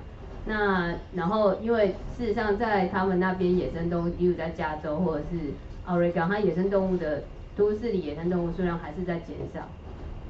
Yeah, and I think that one thing to, for me to remember anyway, is that as human beings, it seems to me like one of our great strengths is the ability to react when we need more conservation and when we need to help species or wildlife that we're influencing their populations.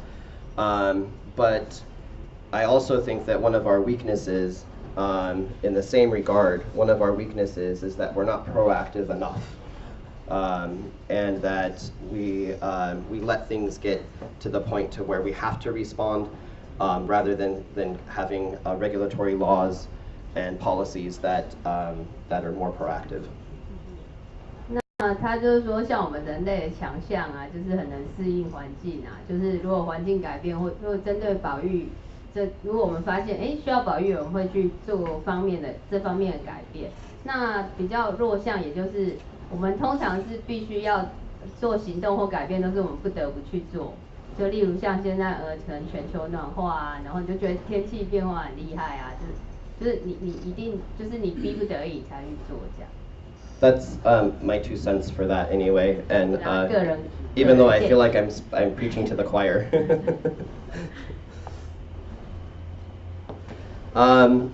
So this is T&W nesting bird habits. When we're looking at that season, we also want to know, well, where are they nesting? Are they nesting in the tree? Are they nesting inside of the tree? Are they nesting at the bottom of the tree, or ground nesting cavity? So we can look at at what research tells us, and we can grab that and break that up into different groups, and we see that in the PNW that 26% of our bird population anyway is actually nesting inside of trees. Or tree nesting, sorry. PNW 就是他们那个区域，就是美国西北太平洋沿岸，就是 Oregon， 因为他们这个区域就是它比较特别，有一个气候带这样，蛮像台湾的，他这样讲。那这个地方所有鸟类，他们有去做观察，就是它像 tree nesting 就是蓝色的部分。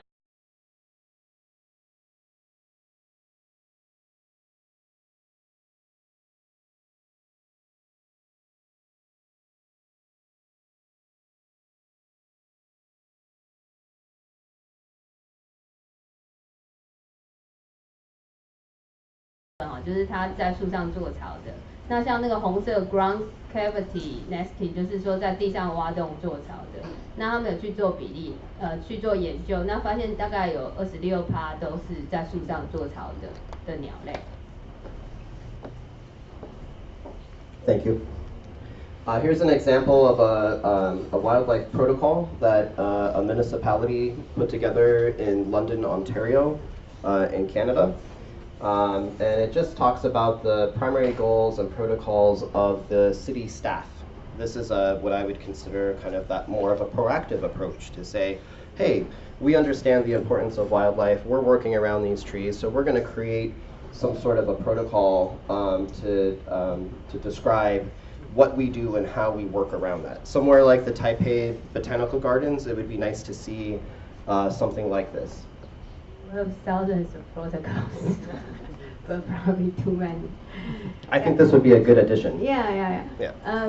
他说就是他们现在就是在做有设一些规范。这个例子是在那个加拿大东岸那边他们在做公园路灯管理之类，这个公园都市林管理的时候，他们会有一个规范，然后大概就是这样小小一页啊，然后就是会有讲说，你为什么要这个规范啊，然后要怎么做这些规范的内容，还有说就是一些原则这样。那他觉得其实我们也就是台北植物园也蛮适合有这样一个小规范，在规范说我们在作业的时候。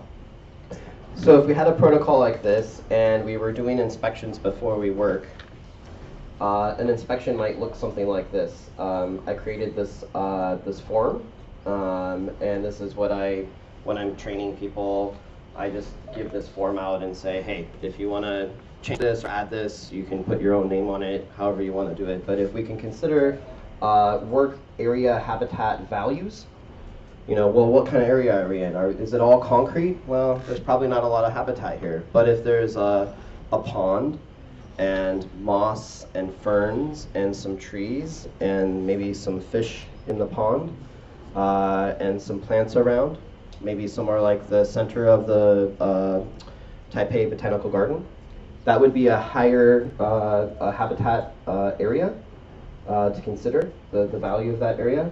And that would bring us down to other parts, what we would be inspecting for and what kind of birds would be using that type of habitat, and animals, terrestrial animals as well, and then creating a work plan around that. 那这个评量表是他自己设计的，那你也可以随时改变，就是根据你的需求来改变。那他这个评量表主要的目的是说，我在这边要工作前我根据这个评量表我来评分，它就有很多嘛。然后说，例如这个地方如果地面是水泥铺面，那它可能就野生动物比较不喜欢。那如果这地面如果是土或是有个小池塘，那野生动物就会很喜欢，那它得到的评分就会比较高。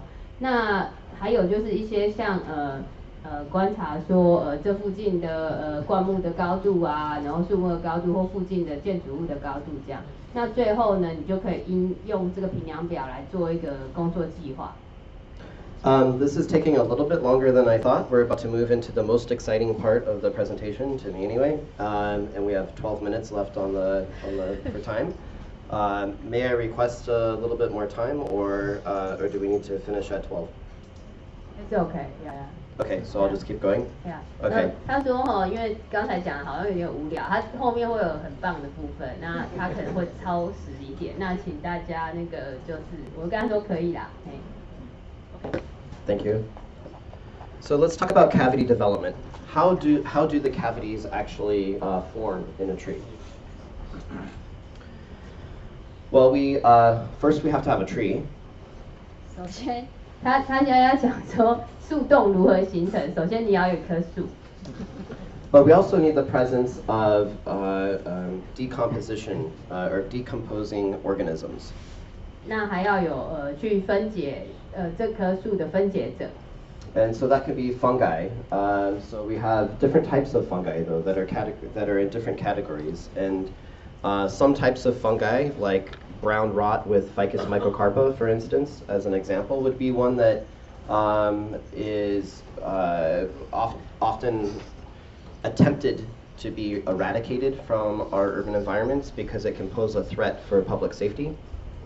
那分解者通常是真菌，那不过真菌有非常多种类，例如他说像核根腐病就是我们大部分想要移除的，就不希望它在都市林出现，因为它可能会危及那个安全。And we might even do something like call that fungus bad. 然后我们就会说，这个真菌因为像河根普遍我们就说这真菌是坏真菌这样。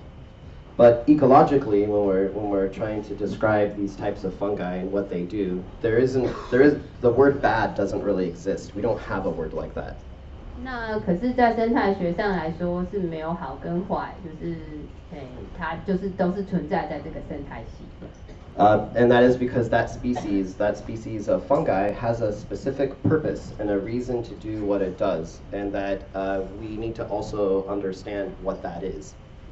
那原因是因为其实这个生态系各种真菌它存在都有它的目的，那只是我们必须要去了解，再更深入了解说，为什么会有这种真菌它存在？那它的目的是什么？这样。But we also have other types of fungi which are saprophytic, and that means that these types of fungi, they only break down and change and feed on dead cells or dead tissue in trees. They're not changing living cells. 那这个 saprophytic 这一类的真菌呢，它就是只吃死掉的木头，它不吃活木头，所以现在它要多深入讲一点这一类的真菌。So while we are maybe if our management program is to eradicate something like brown rot from the site, we're also destroying all of the saprophytic organisms that we need to have in those places. 那所以其实当我们在例如我们要消除河根腐菌，那我们可能会用一些杀菌剂嘛。那事实上它是无差别的全部杀，就是可能我们需要的这些真菌，它也是一样被杀掉。So that's where we get into our best management plan, and that's where we're considering those impacts and what our threshold is. Do we really need to use that type of fungicide, or can we use other methods? Or that's kind of where we start thinking about that when we're addressing these issues that are common in our urban areas. 那所以通常在我们制定工作计划前，就是例如我们要做杀菌的时候，就是你要考虑说，这个的影响，然后是不是我们真的要用这一类的杀菌剂，或者是用其他的方式。But also that we understand the importance of these species and that these are our friends. 然后像这个 saprophytic 这一类的真菌就是我们的朋友 ，they are good. That is well, I shouldn't use good or bad. They're friends of cavity dwelling species. They need this type of fungi. OK. 所以因为他刚才说不能讲好或坏嘛，所以 Maybe allies would be a better word. OK, allies. 它是我们的同盟，因为就是对那些穴居的动物来讲，他们很需要这一类的真菌。So how does a tree get hollow? How do we get a hollow log on the ground? How does that happen? 他问一个问题哈，大家想一下，就是我们如何得到一个中空的那个倒木这样 Does anybody want to guess? Okay, I'll describe it. Well, first we need a living tree. We're going to do that thing again. We're going to value what a hollow log is and what has to happen to even have a hollow log. You know, that hollow log that doesn't even make good firewood. It's not even good firewood. 他说那好，他解释一下，就是通常像这样一个那个中空的倒木要怎么形成？他说当然首先你要一棵活的树嘛，然后可是像这样的，像你在森林里看到这样，它连拿来取火都没用。That hollow log that we might discard as trash or something that's ugly. 然后就大家就觉得脏脏的，要把它除掉。Ecologically, hollow logs are very important for our species that live on the ground, or birds or birds that actually forage on the ground and use those for places as well.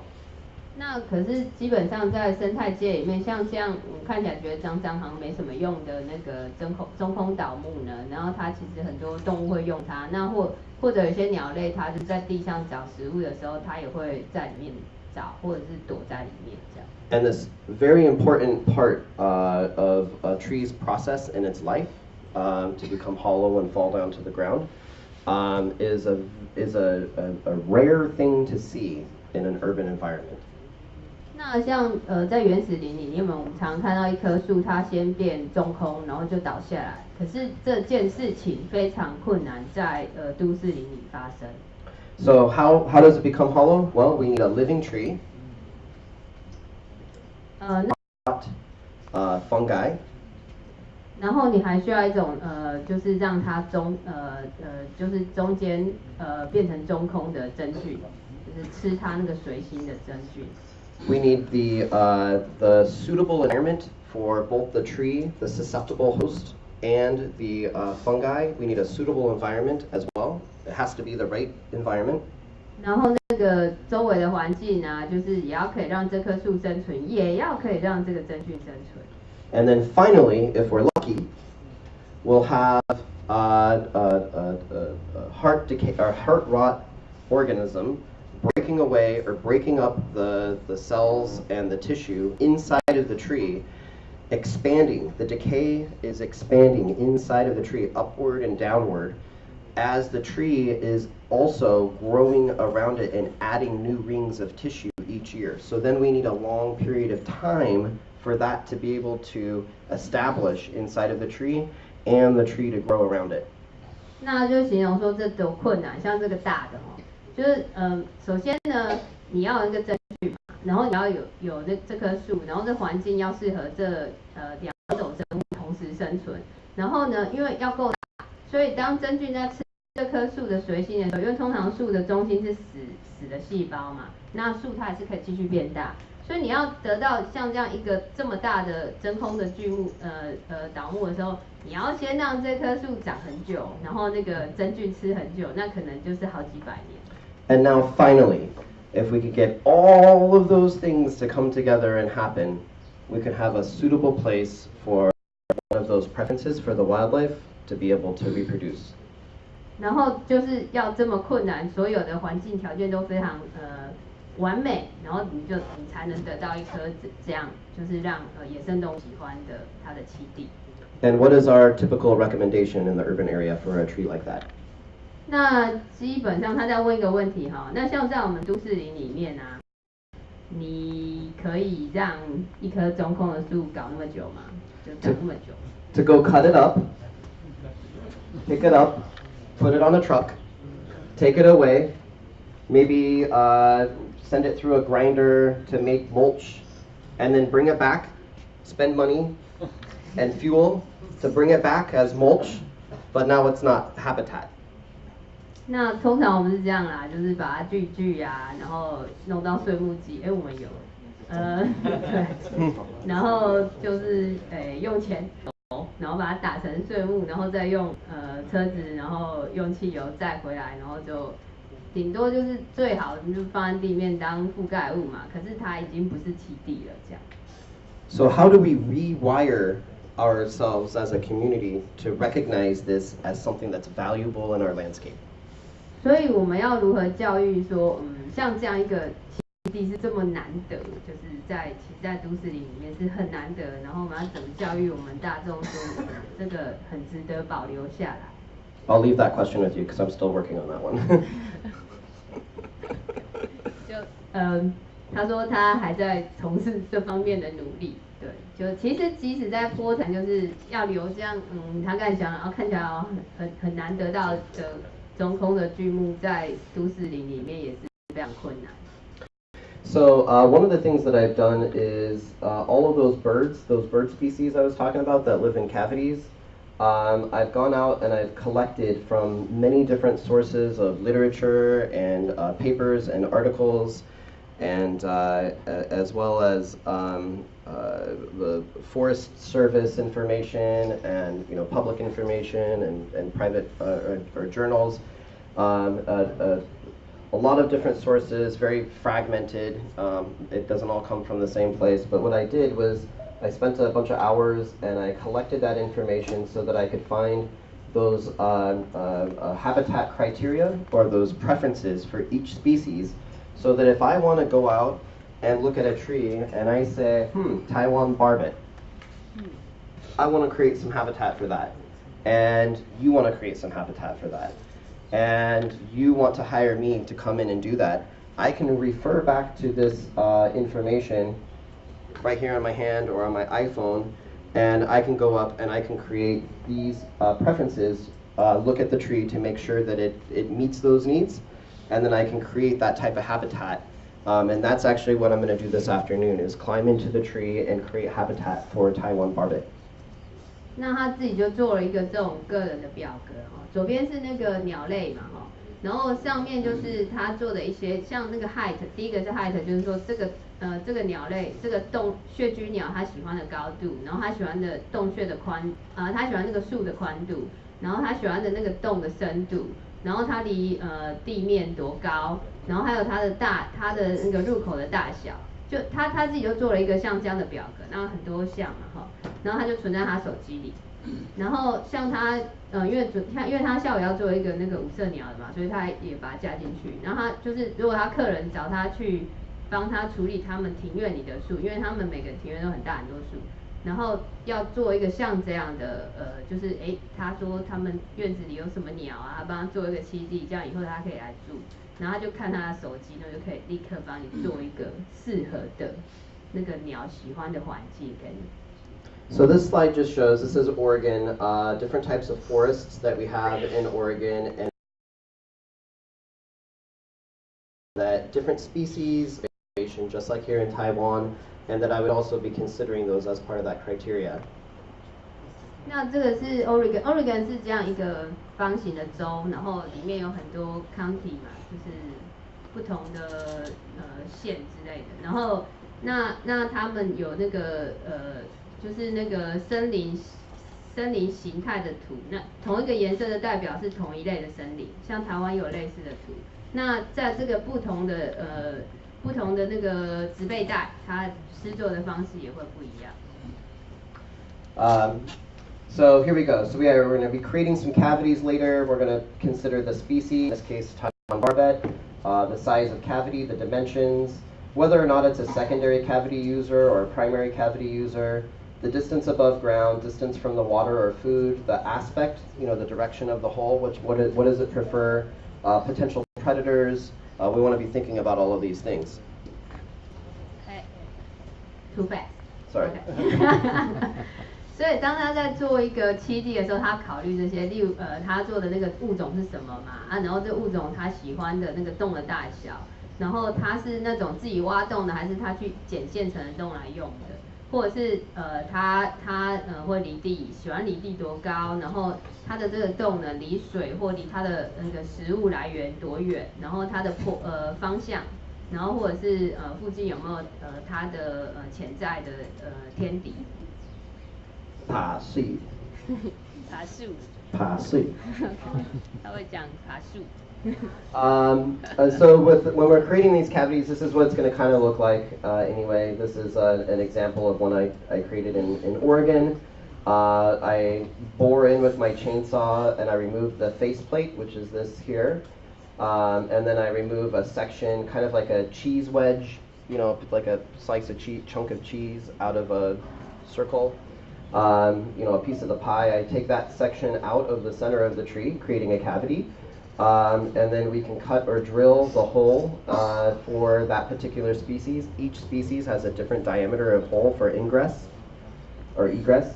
And then we replace the plate and secure it on the front. And in the end, rather than it looking like a bird box, artificial bird box mounted on a tree, we're actually mimicking nature and trying to preserve that natural cavity.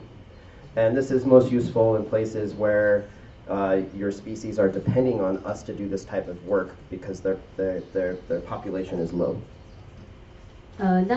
下午他会示范这个他在波特兰常做的这个栖地的工作嘛哈，就第一个他这棵树确定是不要的，就是死掉的树或者是真的要移除的树，那他就是把他就是切割一块派的大小这样拍，然后呢再把里面挖成那个，因为他有资料嘛，挖成那个鸟或那个动物喜欢的大小，然后还有那个洞，就是他们喜欢的，因为这些资料都有。然后他再把它盖回去，然后固定好，然后就模仿那个原生他们喜欢的环境这样。One of the other reasons this is useful is because we're retaining the tree, we're keeping the tree there. This tree will be used for other species in the future. There'll be insects, you have the fungi, you have all these parts. Whereas a bird box is specific for only one species, and you mount it on maybe a tree, a living tree that's not suitable for other cavities, or a building, or a pole, and it's not really capturing all of those other parts, like the food source and all that other stuff. As well as some concerns of indirect imprinting. How many generations are going to use that bird box? And is that what they're going to see 200 generations from now as their home, and forget about the trees that we have removed from our city and replaced with bird boxes instead? 那解释就是像我们也会用鸟巢箱做一些比较稀有鸟类的保育嘛。那这个方法比较麻烦。那这个方法主要跟鸟巢箱有什么不同呢？第一个就是我们是用原来的树。那所以使用这棵树的昆虫跟它里面的真菌，它们都还是可以继续使用这棵树。那还有就是所以这些可能都是这些鸟它的食物来源嘛。那还有其次就是，如果你用鸟巢箱，好，假设我们现在从为了保育这种鸟，我们开始用鸟巢箱用200年，那之后它们的小鸟就都住鸟巢箱之后，就会忘记。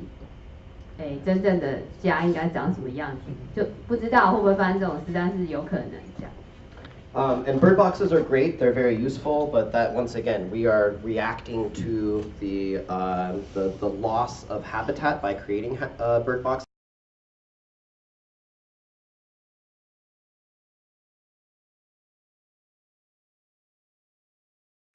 We're not identifying and actually addressing the real issue, which is that we need the.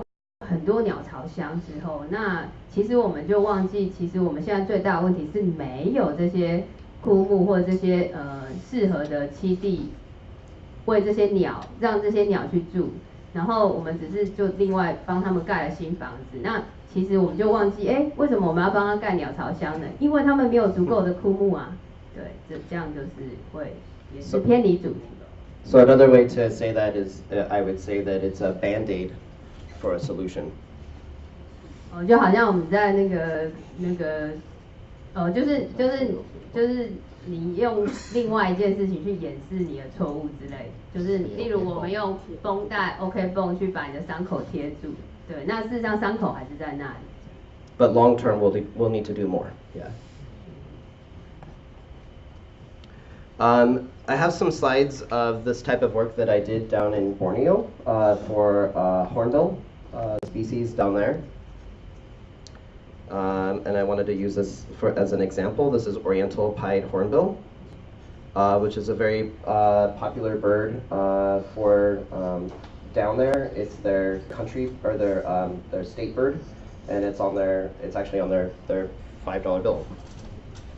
那他举个例，他去年有在那个沙劳越就是参加一个 conference， 然后就是做这种犀鸟是马来西亚的国鸟，在他们5块钱上面，然后它也是住在洞里的鸟。Here's Jimmy on the left and Farida on the right. Farida was actually killed by a young man who shot this protected bird down there, and I want to say he's still in prison. He's still in jail. I think he had a 7-year sentence, if I remember right. And so that was a big impact down there. So these are also these birds partner for life, and so that was very sad for this bird. 那这就是在他去年去那个沙劳越国家公园里面有一对犀鸟，这国家公园就是为了他们设的啦。左边那个叫 Jimmy， 右边他老婆叫 Farida。然后呢，他们就是犀鸟，他们是终身配偶制嘛。那可是 Farida 他有一天就被一个人射死了，然后那个人现在还在坐牢，他被判7年。And so he did end up finding another partner, and I'll introduce you to her in a minute. 然后那个居民就变成官夫，他就还要再找一个老婆啊，所以他们就再去别的国家公园找一只给他。But first I'll describe what we did to create and enhance pre-existing cavities to make them suitable. This bird has very specific preferences, and because of deforestation, there aren't very many suitable places for this bird to live anymore. Secondary cavity species. Yeah, and it's a secondary cavity species, and they don't have a primary species to create the cavity in this part of the world, so they rely on fungi and broken branch hollows only, which is even rarer. OK， 因为这种鸟哦，它需要的，它就很挑剔，就是它的巢穴一定要怎么样就对了，然后它就一定要这么大，然后而且在这么小片的国家公园里，它很难找到那个适合的巢穴。然后此外呢，就是他们不是自己挖洞的，他们用现成的树洞，那所以就又更难，因为你必须要有真菌去吃掉适合大小的树，所以他们就帮他做巢穴。So I joined Samantha Kwan with the Sarawak Forestry Corporation, and we presented this work at the International Hornbill Conference in Borneo this last May, and this is kind of what that looked like. 那他在去年那个研讨会里面，他就示范如何就是帮这个很稀有的鸟做巢穴。Then we took that information and we applied it. We found a casarina that was suitable. It had a pre-existing hole, but there was no cavity behind. And this is the situation down there, is that a lot of these bigger trees have been cut down, and so there aren't enough cavities. But we did have an entrance hole that looked pretty nice and met those species preferences. So here I am finding the north-northwest aspect for the cavity entrance. We actually collected fecal matter from another site and added it into it. We enhanced the cavity opening to meet that bird's preferences, and then we placed and secured the faceplate back on the tree. 那因为在那个马来西亚那个婆罗洲，他们伐木非常严重，所以像适合这种犀鸟的大树非常少见。那所以他们就去找了一棵树，那这棵树上本来就有一个洞，但是后面没有他们能住的大洞。所以首先呢，它就是这棵树它还要面向北北西，因为他们喜欢面向北北西。然后呢，他就去挖，然后还去别的树洞找那个他们的便便放进去。然后too fast。Oh, sorry. 然后他就挖那个洞，然后再把那个壳放回去。OK. I'm finished. I'm catching up. Okay. Okay, here's one of the cavity entrance holes before and after. We used our chainsaw to open that up a little bit larger, and now that's suitable for that species. 他就把那个树洞的入口稍微变大一点，因为那种鸟很大嘛，太小的洞它也进不去。And then this is what it looked like when we finished. Wow. It's quite natural, right? Yeah. Good work. 那完成就像这样，看不太出来有挖过，就上面有一条痕迹啦，对，但是还看起来蛮天然的。And here is Jimmy and Juliet. His step wife. Yes. Yes. Yes. Second wife. Yes. 然后Jimmy 就跟 Julia 很快乐的住在那个洞。This is an example of another cavity-dwelling species that you might be familiar with, the mandarin duck. 那个一种对，绿头鸭。绿头鸭。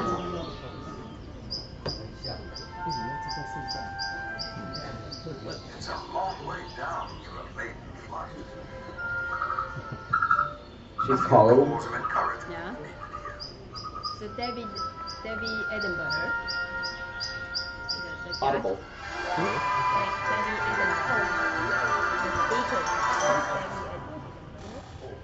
Yeah. And you may recognize the voice as David Attenborough from BBC. He's my favorite.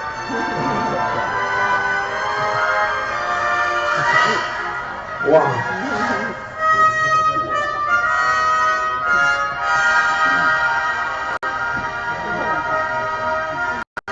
So when we're watching this, remember to think about the species preferences. Why would the parent bird make the nest so high? 刚才我们同事那个解释这个是鸳鸯，然后 Brian 问一个问题说，为什么要把草植那么高？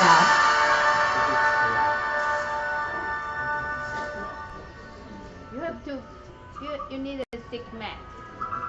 Yeah, that's right. What if that was a concrete sidewalk?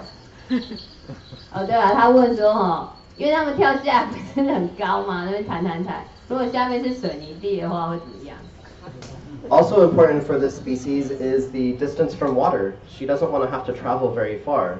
So if we were looking to create a habitat for mandarin duck, we might be looking at trees that are near water, that have leaves underneath, that won't take the leaves away, that we recognize that those leaves are good, and that it's high enough to protect them from their predators.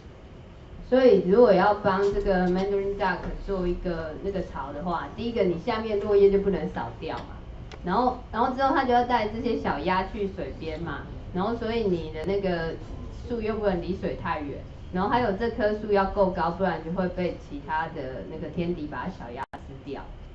And so if we're going to create habitat in trees, we also have to understand how trees, what their life cycle is, and that a seed to tree varies with different species. It takes some trees to take a long time, and other trees grow very quickly. I use trees that get big really fast sometimes because they're not good compartmentalizers and they fall apart. And sometimes that's exactly what I want. 那所以你要了解，就要帮那个野生动物创造栖地的时候，你还要先了解这棵树的生活史。那有些树它长得很快，然后很快就倒，这个有时候也是它希望它这些它需要的树的特性。And that over mature trees, when the branches and leaders begin to break and the architecture becomes more complex, that's when it really becomes starts to become more valuable for habitat. Before then, they don't really offer a lot of habitat for cavity dwelling species. 那当一棵树它变老了以后，它的结构会变得比较复杂，因为它上面很多断枝啊，很多枝条啊，然后就会变得很复杂。那野生动物其实比较喜欢这种复杂的树。And that a dead tree offers more habitat for wildlife than any living trees. 是那个枯立木啦，然后就是说，其实枯立木它提供更多的环境，栖地环境给野生动物，比那个活的树还多这样。So here's some features in an illustration that I created. I just wanted to show what some of these might look like. What these characteristics might be. 那这张图是他画的，就是一棵树看起来好像历尽沧桑，其实它就是就是例如像有些是附生植物有地衣嘛，然后下面有一些洞啊，其实这样的环境是很适合野生动物生存。And when I see a tree that looks like this, I think of a tree that has great ecological importance. It's very significant, and this is a highly valued tree in an urban environment because these are rare now.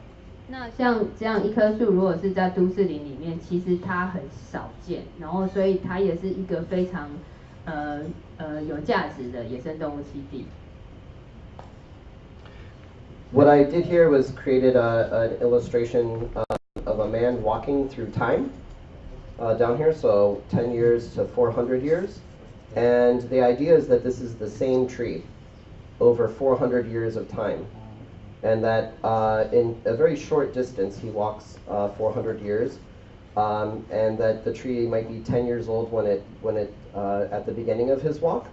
But as you see the height and the amount of dead wood and structural complexity and diversity and cavities, as the tree gets older, that the value of that tree increases ecologically, right?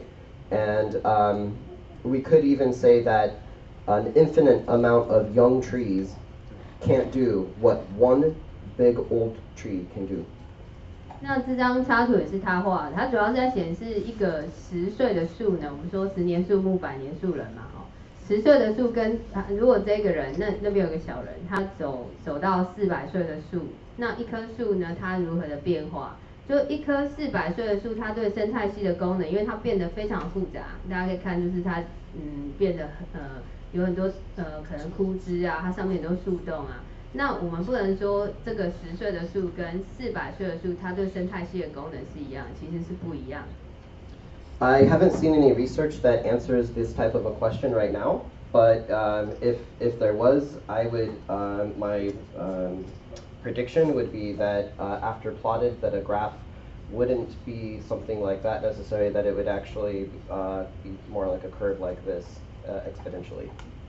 Yeah, 他还没有读到说有什么研究是比较400岁的老树跟10岁的树同一个物种，它们的生态系功能有什么的差别？但是他如果可以预测的话，他觉得会是一个指数型上升的图。如果是他对生态系的益处来看的话。I think we might need 400 years to do a research project like that, though. 对，这样研究可能需要400年。Unless you're smarter than me and you can figure out another way. So here's a habitat snag. This is what I do in Portland. This is my type of work. Rather than cutting trees down to the ground after they die, this tree is dead. Rather than cutting it down to the ground, I work on people's properties to create habitat in our urban area. That's my job. 那这是他在波特兰一个客人家的树，那他基本上他就不把它从基部砍倒，他会去把它做处理，让它变成野生动物喜欢的栖地。And these are some terms that I'll use when I'm communicating to a client or as a service. These are some terms that I'll use. And you notice here that I'm leaving perches or branches for perching for the bird's behavior, because that's a very important, even critical to leave. And then the top of the tree, I'll have a couple photos more, but I use my chainsaw to break up the top to make it look more natural.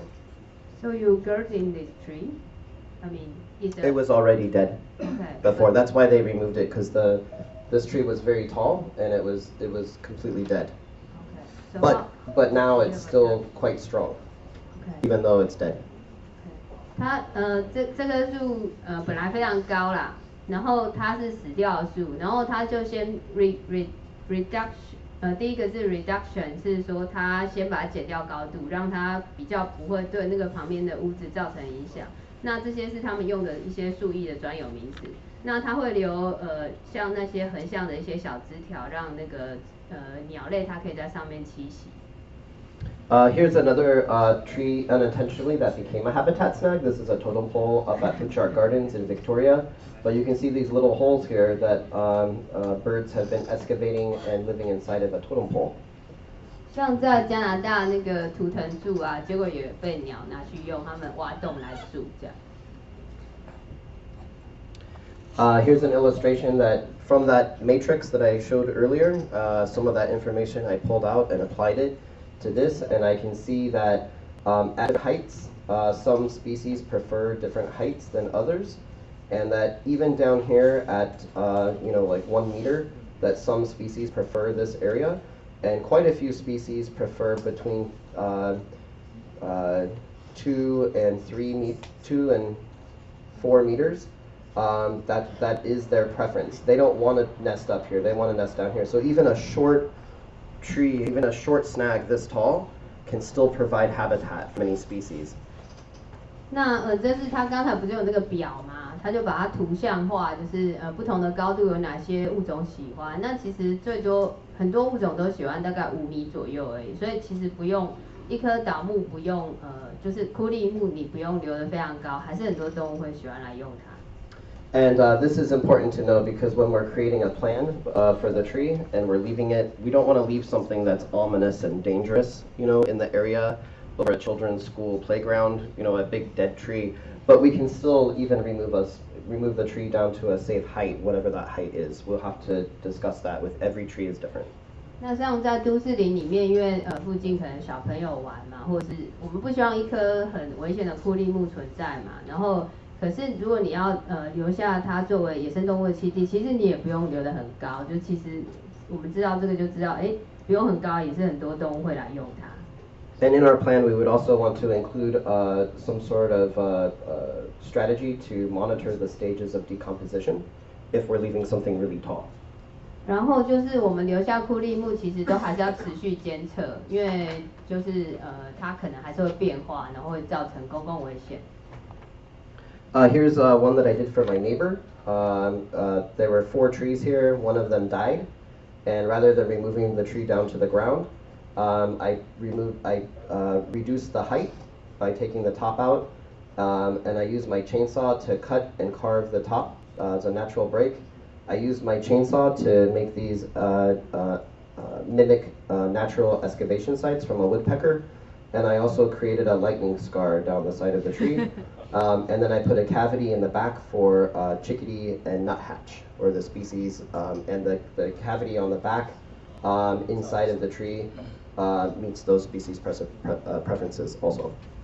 那是他邻居家的树，就是他有4棵树，其中1棵死掉了，然后他就帮他先把它弄比较短，弄比较矮，然后上面他就是用链锯把它弄成这样，好像折断的样子，很像野外折断的样子，然后他还做了一条那个雷打到闪电打到的痕迹，然后就挖一些小洞，因为它是要做给啄木鸟用的，就啄木鸟它会去钻洞吃虫嘛。然后它下面又做了一个，就是他刚才那种方法做了一个那个树洞给鸟住。And then we have other types of habitat in trees as well. One of those is an endangered species, the Myotis sodalis, Indiana bat, that its preference is between the bark and the tree, but the part of the tree or the tree has to die first. And then as that area dries out, the bark separates and starts to slough and break away. That is the preferred habitat for some of our bat species, is to live between that bark. So if we go through town and we cut all of the deadwood out of every tree in our town, we've removed all of that habitat and we'll have less of a bat population. Bats are important because in our area anyway, our little brown bat, native to Portland, Oregon, eats 1,000 mosquitoes and insects an hour, and up to 6,000 mosquitoes in a day. And it uses these areas to both day and night roost. 那他们波特兰还有一种蝙蝠，这种蝙蝠啊，其实它一天可以吃掉6000只蚊子。然后可是呢，它喜欢的栖地很特别，就是它要那棵树死掉以后，然后它的那个树皮吸水，然后就会膨胀，它就变成一个就是一个空间，然后那个蝙蝠喜欢躲在那种地方，然后所以如果你把所有的那个枯立木都移除的话，它们就会丧失它们的栖地。So to create this type of habitat, I also have techniques with my chainsaw to cut into the tree to mimic this type of habitat. 那他有帮蝙蝠做过他们的栖地，就假装那个树皮隆起，然后把里面去掉这样。I use IUCN, the red list, often in my reporting when I'm looking for species when I'm working around trees. So I just wanted to share that with this slide that this is a good resource to use, and it is a tool for assessing the conservation status of species. And it also teaches you, if you're not familiar with this, you can go to this site and you can learn about how conservation status is used. 那如果你要确认一个物种的保育现况的话，这是一个很有用的网站 IUCN 的，然后它常常确认在这个网站确认这样。I like to sign my work, so I created these signs for my work when I'm creating those habitats. Because if you create some here, even in Taipei garden, botanical garden, some of your visitors might look at the tree and go, "Oh, it's really dangerous! You know, call the manager. The tree has broken. Like, oh no!" And so that can both be a problem for managing a park because you get a lot of calls and nobody wants to get calls. As well as people just being really concerned about the safety. So as soon as I put a sign up, though, I find that there's a transition where people see that if they see the sign, it becomes an educational tool, and they the folks can actually teach their children about the importance of that if we have that information available, and kind of looking at it and saying, hey, look, this is where the birds live, and then it becomes this exciting thing to visit the park because you have this type of habitat. And so I do encourage folks to use signs for interpretation. 那因为他很会画嘛，然后后来他一开始做那个野生动物栖地的时候都被投诉说，靠，这个很危险，是不是你们怎么不移掉呢？然后就一直被打电话，后来就放了一个这种 sign 在那一个告示在那边说，我们在帮野生动物做栖地，他说像我们植物园可以这样，然后开始大家就觉得我靠，这怎么就是对啊，好棒，然后就是又跟小孩讲啊，就变成一个很好的示范，这样可以大大的转变公众的感觉。Okay, and here's some good practices I'll leave you with. Leave habitat when possible, create habitat when possible. I use vegetable oil for bar oil, which Husqvarna and Stihl chainsaw manufacturers make a product that you can use rather than spraying car oil all over the house. You just made a house for a bird and you've lined it with contaminated oil. Also, I like to use low impact techniques and wear gloves.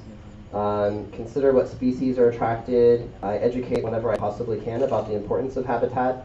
I also contact authorities when I need to, both for questions and for reporting offenses. And then consider the season. The main thing is consider the season for tree removal.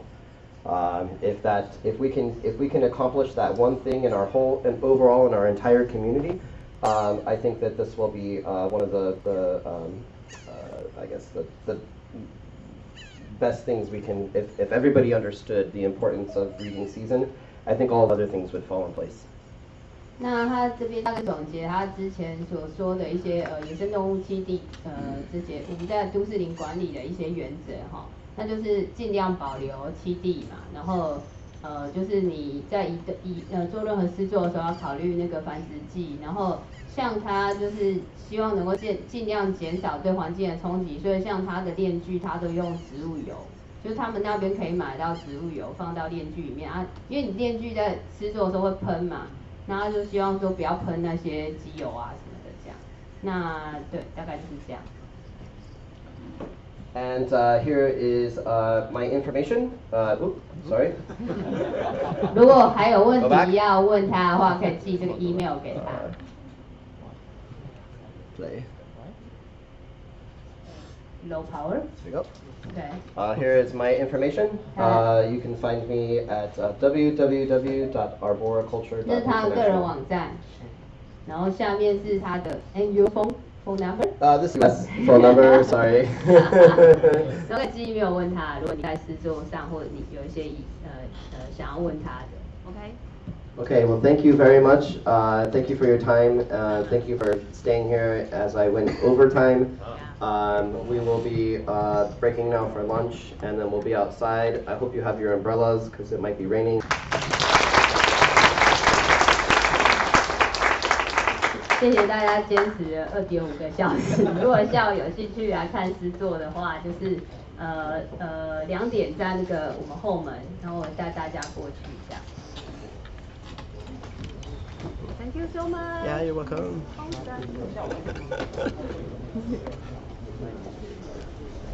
Okay. Yeah, the one that. Now I have to run outside and start cutting. Yeah. Yeah.